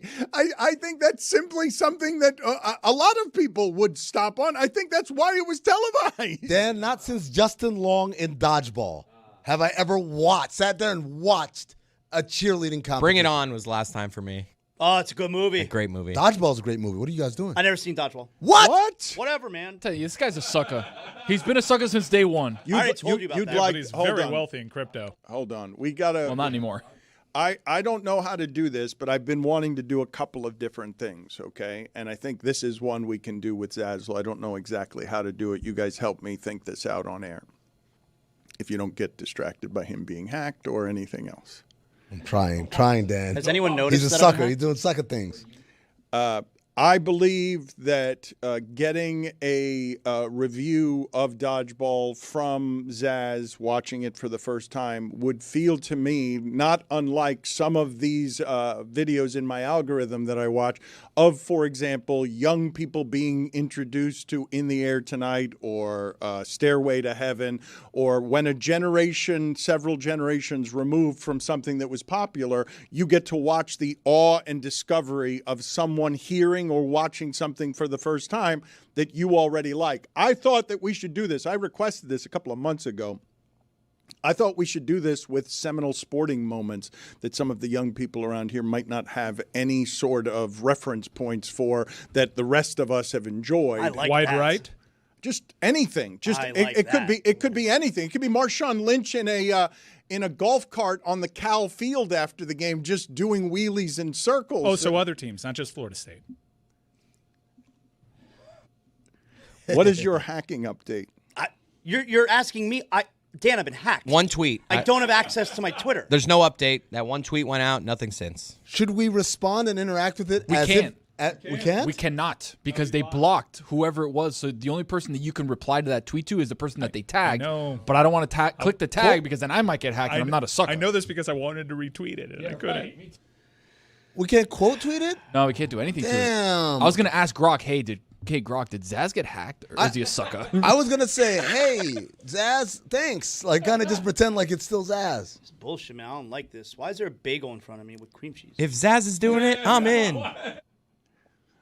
Can you explain whether or not you'd be willing to do the dodgeball experiment? Because I am guaranteeing you that you will find dodgeball funny. And I'm surprised you have not seen dodgeball, because not only will you find dodgeball funny, I'm guaranteeing you that your kids will find it funny if you watch it with their kids. Yep. There's no circumstance under which Zaz wouldn't find dodgeball funny. Like I honestly think that Ben Stiller is underrated as a comedic genius, even though he's very highly rated as a comedic genius coming from a family of comedic geniuses. You talk about somebody being great at a young age. That guy had a variety show in his 20s just because his parents, he descends from variety show legend. He works hard.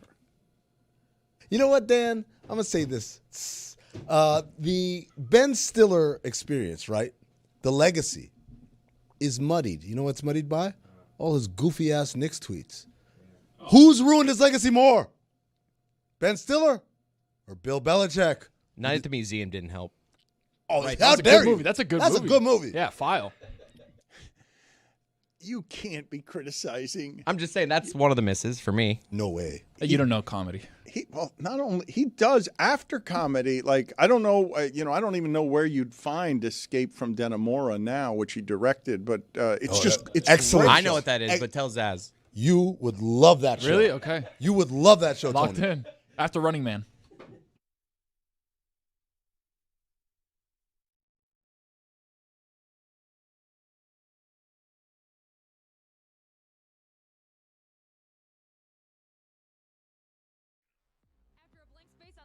Formula One is back in Azerbaijan despite its reputation for tight corners and narrow roads. F1 is putting a sprint race in Baku. On Saturday, Charles Leclerc is fearless in pole position as the sprint begins.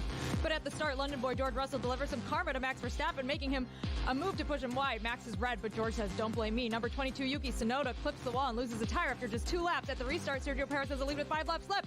It's time to go. Checo wins the sprint race, but Max and George have bad blood when the race ends. You guys see what I'm doing yet? Will there be vigilante shit on Sunday? This Max, is amazing. You need to calm down because it's lights out and away we go in Baku. Sparks fly, and Verstappen is driving like he's in a getaway car and pulls out into the lead. Long story short, Nick DeVries has a glitch and a safety car ensues. Perez is in the lead after a slew of pit stops, but he's not out of the woods yet. The one driver, Max Verstappen, has speed, but that's when Sergio Perez says, bye-bye, baby. As the race ends, Esteban Ocon goes into the pit, but the mastermind race organizers have let press onto the treacherous pit lane. This is why we can't have nice things. 7-time champion Lewis Hamilton finishes in 6th. The last great American dynasty Haas finishes out of the points, but today was a fairy tale for Sergio Perez. Verstappen finishes in 2nd, which is better than revenge. 1-2 for Red Bull is nothing new. They don't have champagne problems on the podium, but the anti-hero Max Verstappen is only ahead in the Drivers' Championship by 6 points. Fernando Alonso and Taylor Swift rumors are swirling. Long live Formula One.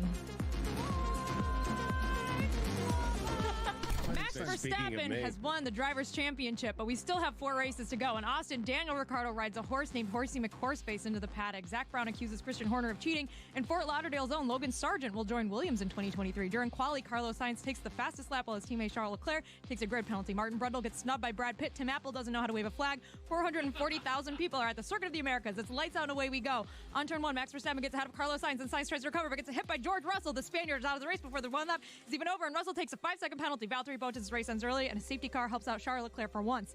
Fernando Alonso and Lance Stroll get in a massive collision, and debris is everywhere. Lewis Hamilton, on hard tires, leads the race with 10 laps to go, but the Flying Dutchman cannot be beat this year. It's Verstappen, Hamilton, and Leclerc. Sebastian Vettel battles to the finish in his final USGP. Baby Lando finishes 6th, and Yuki gets a point.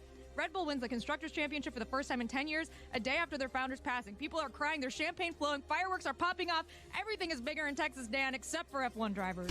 Guess it's time for the F1 minute here, even though I want to hear that sound again.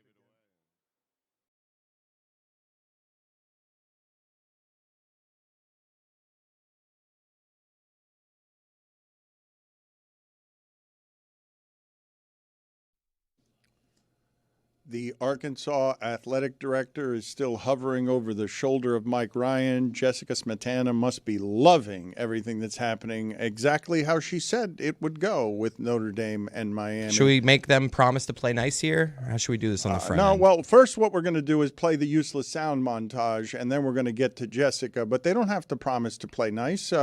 This is going to be Mike Ryan really pissed off, as he has been for the last few days. And I think that Jessica can dance and gloat with a victory lap, because everything that's happened with Notre Dame is exactly what she said was going to happen with Notre Dame. So let's play the useless sound montage.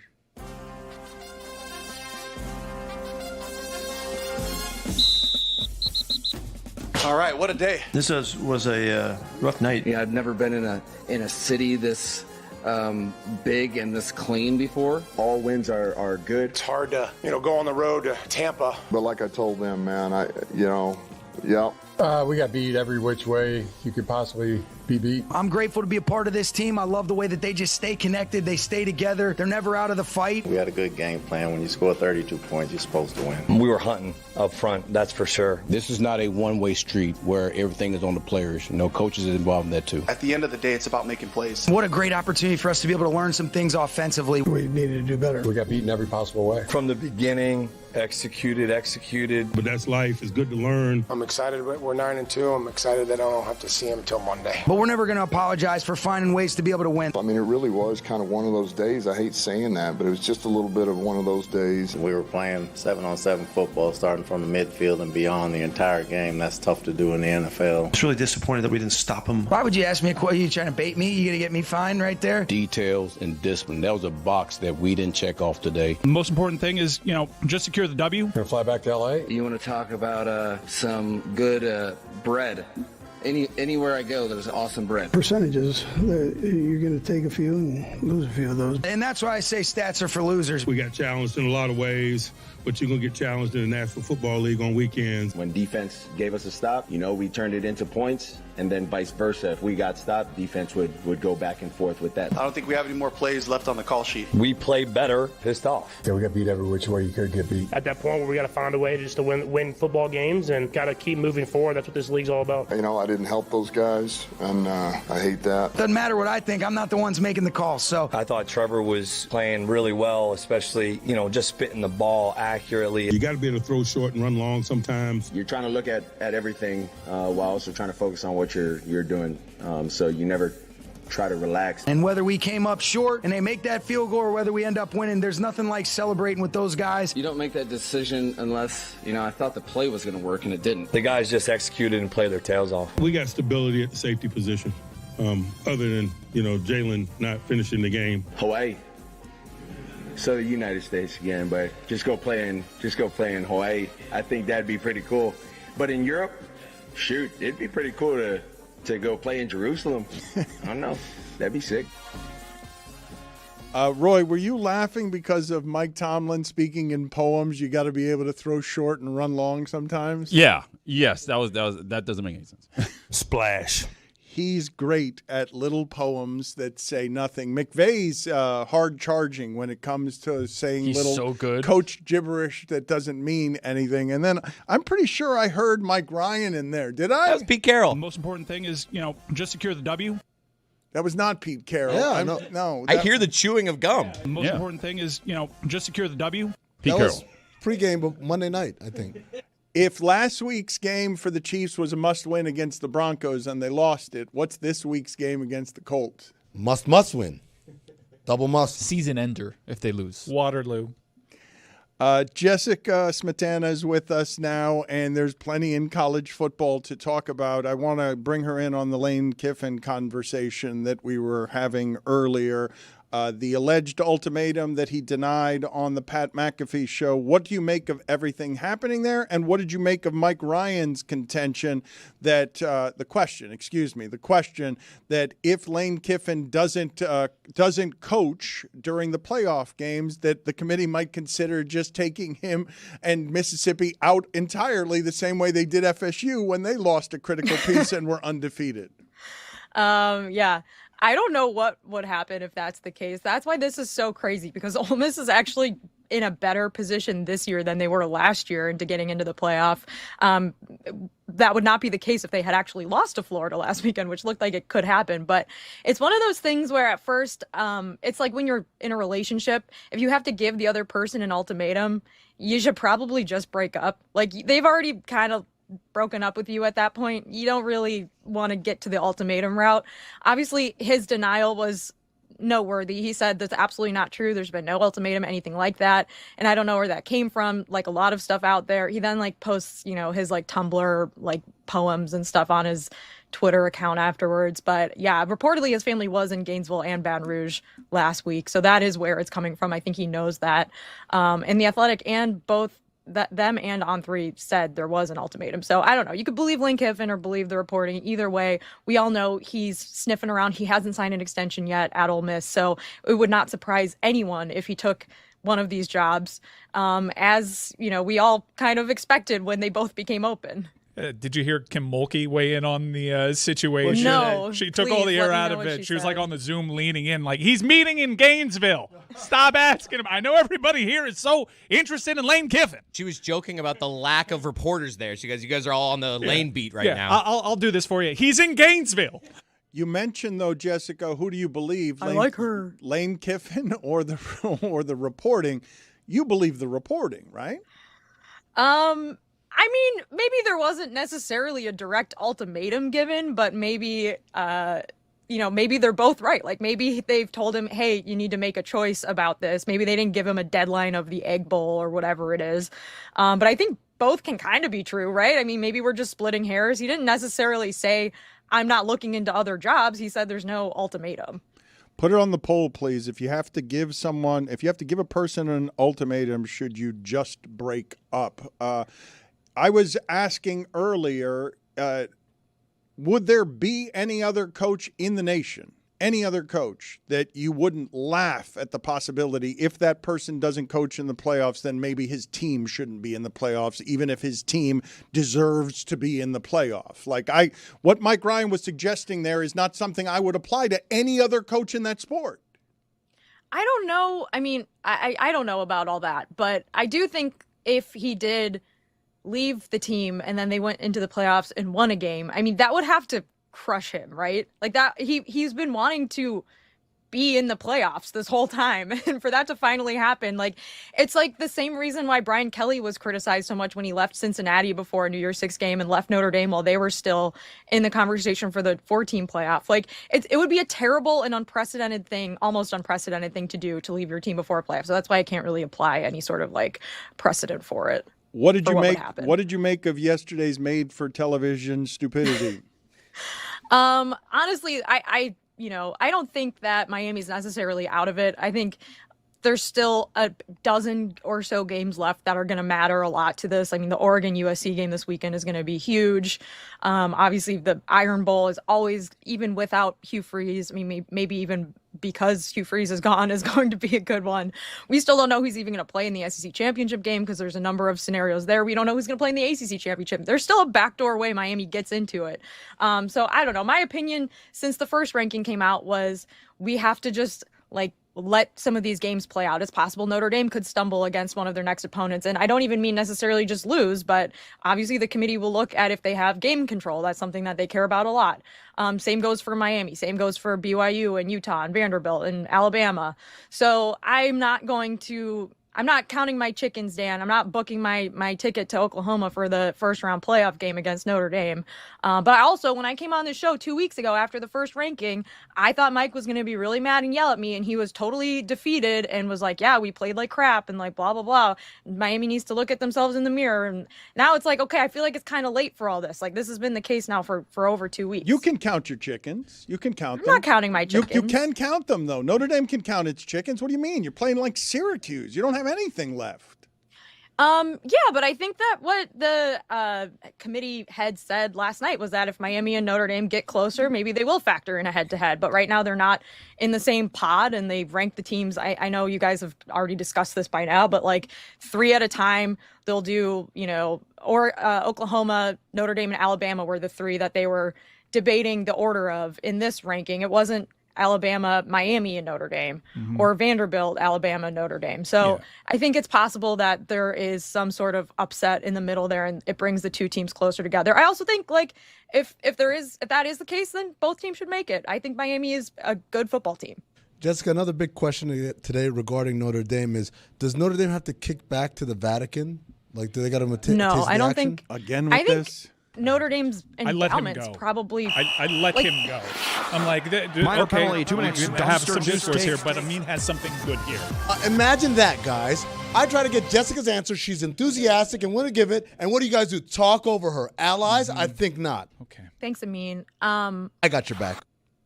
The Vatican probably, in terms of their art collection, real estate, etc., I think that's more valuable. But in terms of monetary endowment funds, Notre Dame probably has close to the same amount of money as them in their endowment. I mean, I think maybe it was the other. That can't be what? true. No, Notre Dame's got like a $13 billion endowment. She said it like this, though. They have a guys, crazy endowment. Vatican has their own city in the world. That's what I said, country. Tony. Did you listen to the first part I've of been what there. I said? Martin I've also been has there. his own city. I've been there. My point is, okay, but if you do say it like that, it does make me believe you more when you do it with clenched teeth and sort of let some of the words sneak out between your teeth. If I may jump in, I understand what they said. Somehow Notre Dame is in a different tier because of its loss to Miami than the tier that Miami gets to be in for beating them. We're not going to agree on we're not going to agree on Miami Notre Dame, but they're separated by 3 teams. Like this was my issue with yesterday's television show. The chair said a bunch of things that made no sense. 3 teams is not close enough to start counting head to head. Mike, if I may say, I agree with you. Letting humans decide on these very complicated orderings of teams with a million variables is, there's always going to be bad choices made. We should just let the computers do it again. And by the way, the computers have Notre Dame ahead of Miami, as do the BCS rankings. Right. We got away from the computers because they didn't take into account head to head, and that pissed us off. And now here's a committee doing the same thing. But I want to move on to some other things Hunter Yurachek said. You shouldn't be leaving one of these with more questions and more conflicts and more hypocrisies. This is something that he said basically in the same breath. He said that Oregon still gets credit for beating Penn State, even though the Nittany Lions fell off after that game. And in the same breath said, it hurts Virginia that Louisville fell out of the rankings. That was one of their best wins. This makes 0 sense. And it's a hell of their own design. The Penn State-Oregon thing is one of those human calls that is difficult to really wrap your head around, because Penn State had not played anyone out of conference that was good before the Oregon game. But we watched the Oregon game, and Penn State was toe-to-toe with them. And if you think Oregon's a good team, which I think is also up for debate, I actually think that this USC game, it might be a playoff eliminator for Oregon. I don't see a way with their resume that they stay in the top 10, I guess, if they lose to USC this weekend. Right now, they're 8-point favorites at home. That's because that Penn State game really hasn't aged well. But I mean, I think like that one, I don't know what you do with that, Mike. Like, I don't know what you do with that. Penn State obviously completely fell down the crapper afterwards and fired James Franklin. But they are a good football team statistically in some of the advanced analytics, despite the fact that they barely have a Power 4 win. So I don't know. I think that's like totally human judgment call that I don't know what you do with. They clearly pick and choose the advanced analytics because Miami has 4 top 40 SAG wins, and that doesn't take into account. But I think one of the more curious things the SAG, here, Jess, if you also want to look at like SAG ratings, Notre Dame is ahead of Miami in that too. Yeah, look, this is all data points, and those are all really good tiebreakers, just like quality loss is a good tiebreaker in the committee's own words, in the event that there isn't a head-to-head. But in Miami and Notre Dame's case, there is a head-to-head. Also, if you apply the quality loss, quality win logic, there's no reason you should be ahead of BYU if you're Notre Dame. But the thing that I think that the committee, though, is looking at the Texas A&M game, which was a 1-point loss that Notre Dame had at home, and they're just not really dinging them for it because that game came down to like a botched hold. All right, well, I ding them. That's just what I think about like quality loss or whatever. I think they're saying like that game's basically a toss-up. Like that was a 1-point game against a team that's now still undefeated and probably has a pretty good chance at making the SEC championship game as long as they beat Texas. I'm not knocking Notre Dame's playoff credentials. I think them being ahead of Alabama is the right thing. I think Notre Dame is a playoff team. I think Notre Dame is a playoff team. No, but you think they should be ahead of Alabama? Yeah, because Alabama lost to a trash cellar dweller from the ACC in Florida State. But the thing that I'm most curious by is them backlogging the top 25 with teams that can boost resumes when they don't deserve to be in there. I highlighted Arizona State. Their best win Arizona State at number 25. That represents Utah's best win. Jeff Sims was at quarterback there. Arizona State is not ranked in the AP. They are not ranked in the coaches poll. They are behind SMU and Louisville and others receiving votes there. However, they find themselves at number 25, conveniently a week after Utah's athletic director joins the committee. Also, you take number 20 Tennessee and number 22 Missouri. Those two teams have combined for 0 FBS wins against teams above 500. They are just there to reverse engineer arguments for the teams that are in the top 15. I hear you. I think that like even if you look at this week's AP poll, I believe North Texas, the last 5 or 6 are Tennessee, JMU, North Texas, Missouri, Tulane, and Houston. I feel like we're kind of splitting hairs there. Like, I think JMU is not in the CFP rankings because their strength of schedule is not good enough. Like, they have one loss to an Power 4 team in Louisville. Louisville's not ranked in either after I don't know if you guys watched the Friday night Louisville-Clemson game. What a freaking disaster that was. I mean, just a horrible game. But then, I don't know. Tulane, they need to put in there. I think that's fair across both the CFP and the AP. Missouri is in both. Like, North Texas has a really bad loss, but they're 9-1. They still have a pretty good shot at winning their conference, Mike. I just don't know how you backfill that and compare like Illinois to North Texas. Like, I don't think that that's necessarily wrong. It's just like depends on what you care about when you're ranking them. Like, Illinois has beaten better teams than North Texas has. They've also lost by 50 points to Indiana. So I'm not even using the group of 5 in this argument. Like, Tennessee at 20 and Mizzou at 22, they are only that high in this CFP to boost the argument for teams that are actually in the playoff. Yeah, I mean, I don't know. I think Tennessee, I can see that. I think their best win is probably Mississippi State. Mississippi State. That's a joke. Yeah, that's a joke. That's sneaky decent. Why are they ranked ahead of SMU? It's a joke.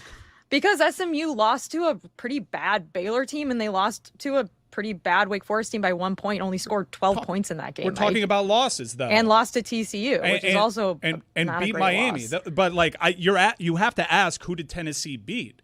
Why what is this mental programming that the CFP has where they value quality losses more than head-to-head matchups, more than quality wins? The point of football is to win a game, and we're out here arguing. We're entering every debate with who did they lose to? It's so philosophically, dumb. I totally understand where you're coming from. I don't even really disagree with you on any of it. I think that they're just, whether you agree with their logic or not, like they're looking at a team's ceiling versus their floor. And if your floor is a lot lower than another team's floor, I think they're dinging you for it. Jess, I don't know if I agree with it, but Jess, are you going to have a problem if in a couple weeks the Canes, they win their games, so they wind up moving up a couple spots, let's say, in the playoff rankings, and then the committee does exactly what Juracek said was, okay, now Notre Dame and Miami are close together, so we got to evaluate them. Miami then jumps Notre Dame, and Notre Dame finds itself out. How mad are you going to be? Yeah, I mean, I think that would be disappointing, but I also think that, like, Notre Dame knew going into week 3 against Texas A&M that they probably needed to win that game to be a lock in the playoff, and they lost by 1 point. Now, I think Notre Dame has vastly improved in the last 8 games, and I think the committee's taken note of that. Their defense is basically shutting out teams in the second half. They've held their last, however many opponents to only a touchdown, maybe 2. This last game against Pitt, they shut out the offense until the last 4 seconds of the game when they scored in garbage time. So I think Notre Dame is totally deserving. And of course, I'm extremely biased. And I think they're also probably taking into account that CJ Carr was playing his first road game against Miami as the starting quarterback, et cetera. But I think that that's Notre Dame knew if they were going to start 0-2, they would have to get a little lucky with the rest of the teams in the standings. And so far they have gotten lucky, but we know that there's still 2 games left. And like I said earlier, if Notre Dame even has any sort of, close game against Stanford, I think that could end up hurting them too, even if they win.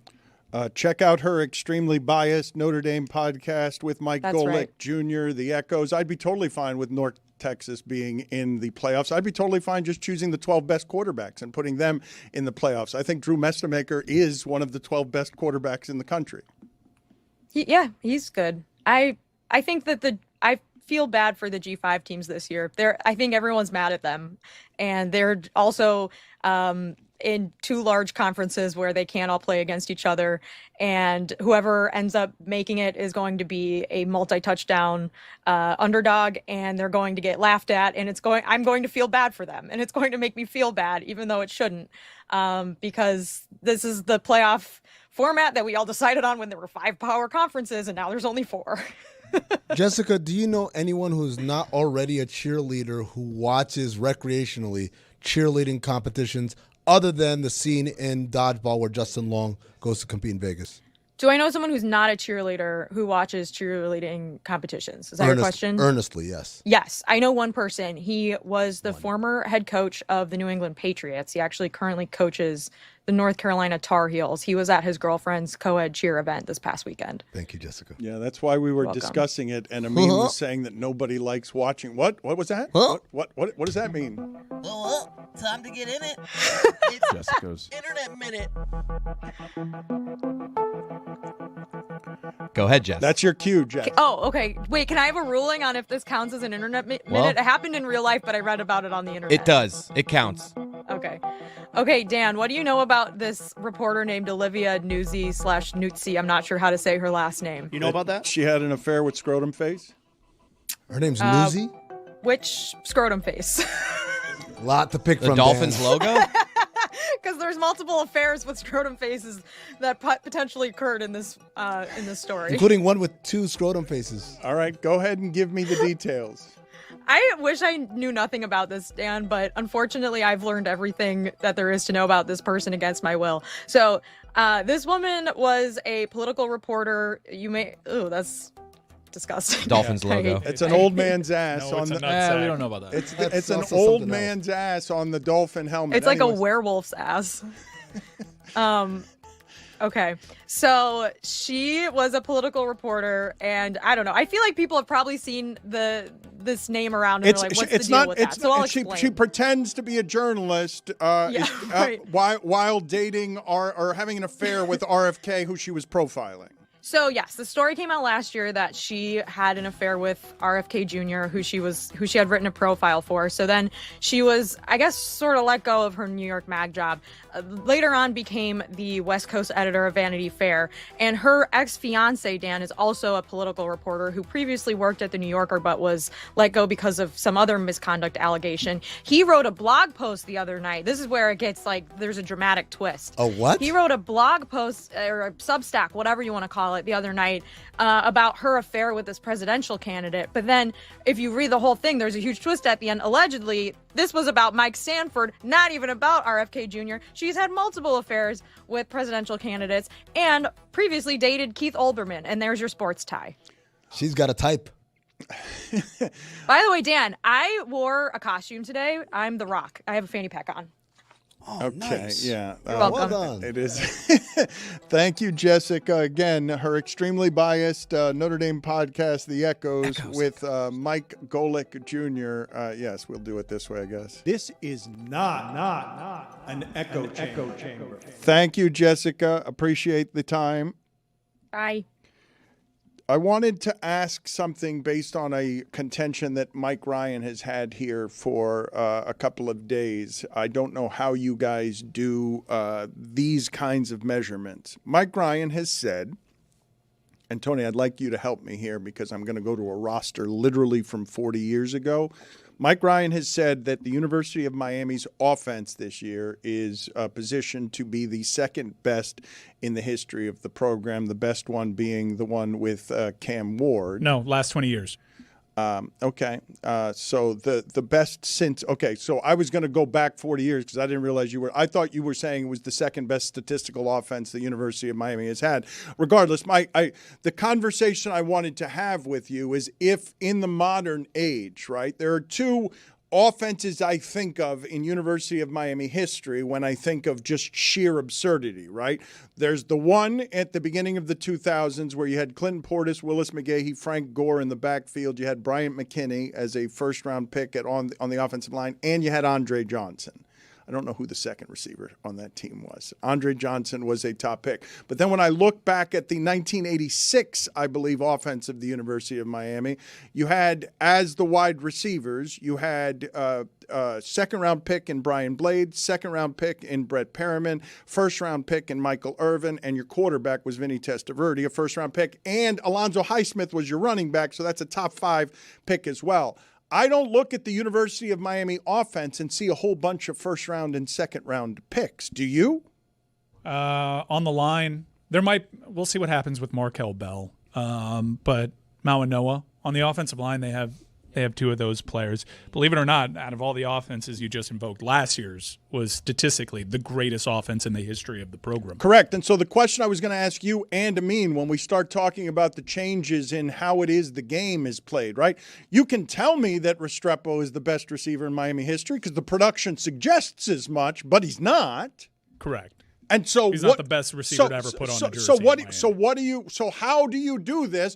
I just listed in a sort that's an absurdity of wealth I'm talking about, where you cannot dispute what I'm saying. That amount of talent at the skill positions is just asinine. And so did Testaverde go number 1 overall? Yeah. Yes. And so you got Testaverde number 1 overall. You got Highsmith behind him. You got Bratton behind him as well. Like Melvin Bratton was good. Like that was a first round pick as well. So I'm not looking at this Miami offense, and I mean, maybe Malachi Toney is a high pick. I don't know. He seems undersized. Maybe his quickness is such that 3 years from now he will be a high pick because he's an obviously very productive receiver. But how do you guys do this when the game has changed so much that what you're talking about is collegiate talent and passing, but you're not really talking about, oh, I see those skill guys and they're just unbelievable. I think Amin could probably invoke the NBA in that all kind of NBA stats are cuckoo right now. Like Buddy Hield's one of the greatest 3-point shooters of all time.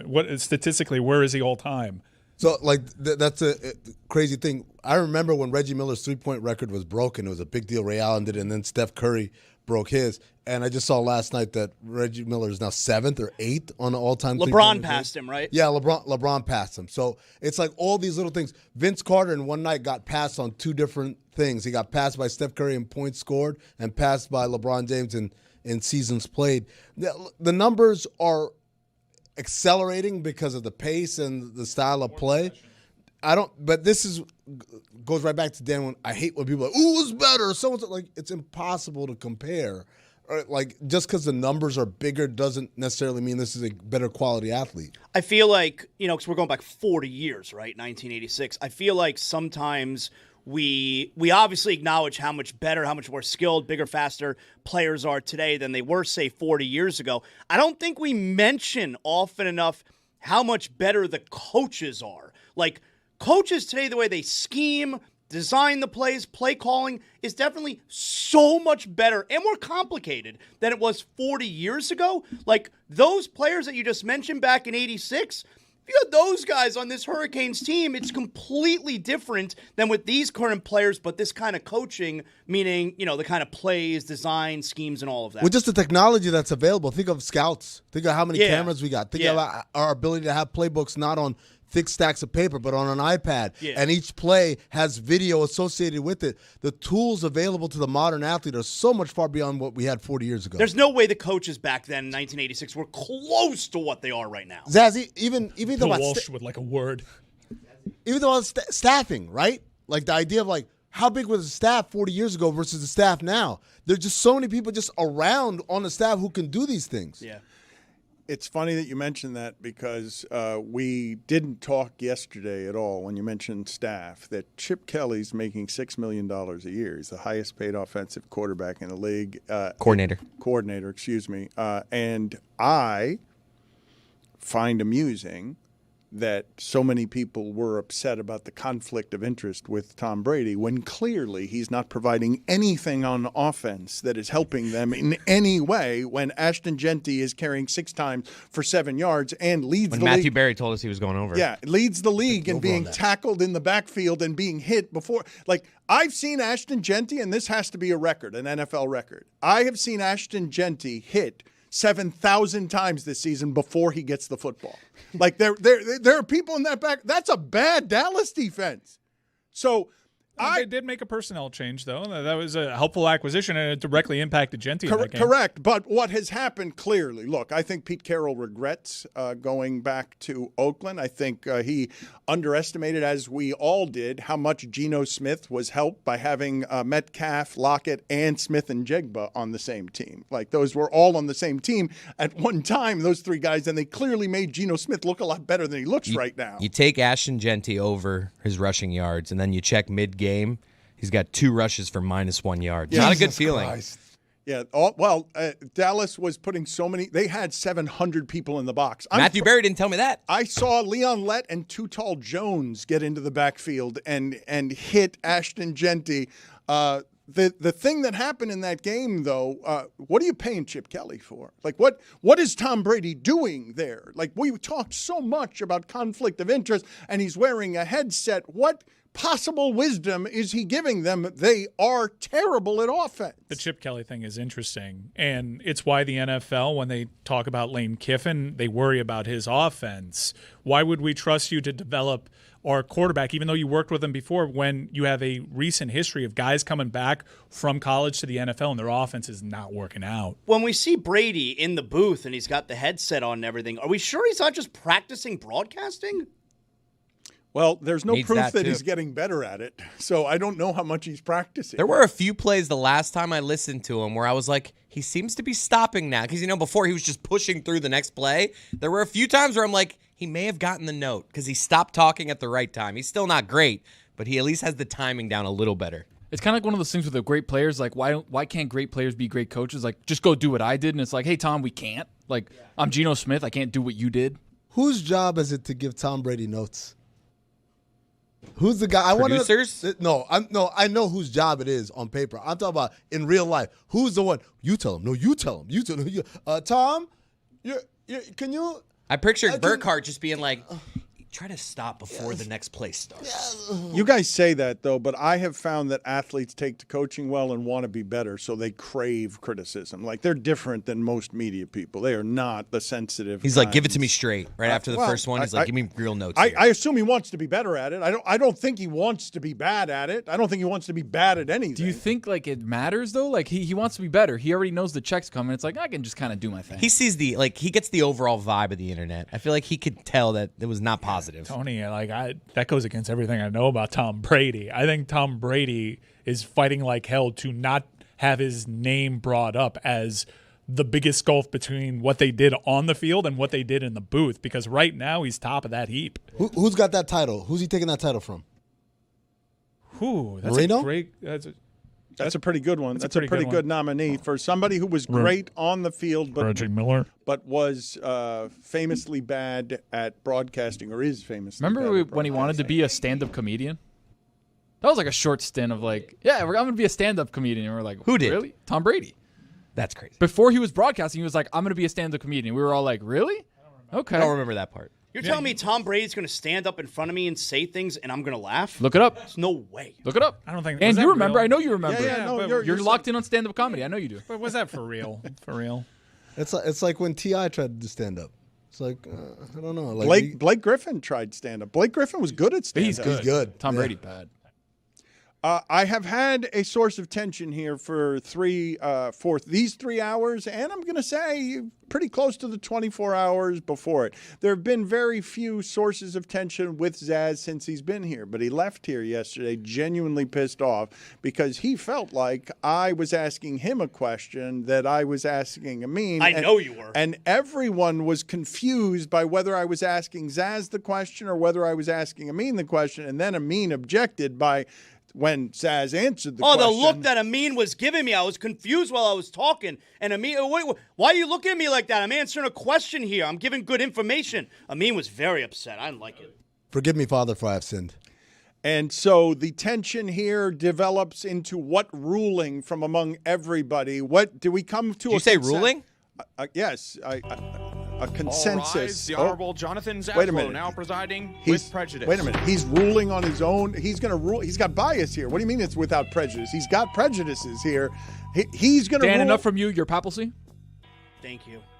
Dan? You want to explain to people? Do you want to explain it any more? Does it need any more context than what I've just offered on what it is? I know how to run a courtroom. Thank you very much, sorry. Dan. I'm sorry. So let's revisit the question in question from yesterday's show.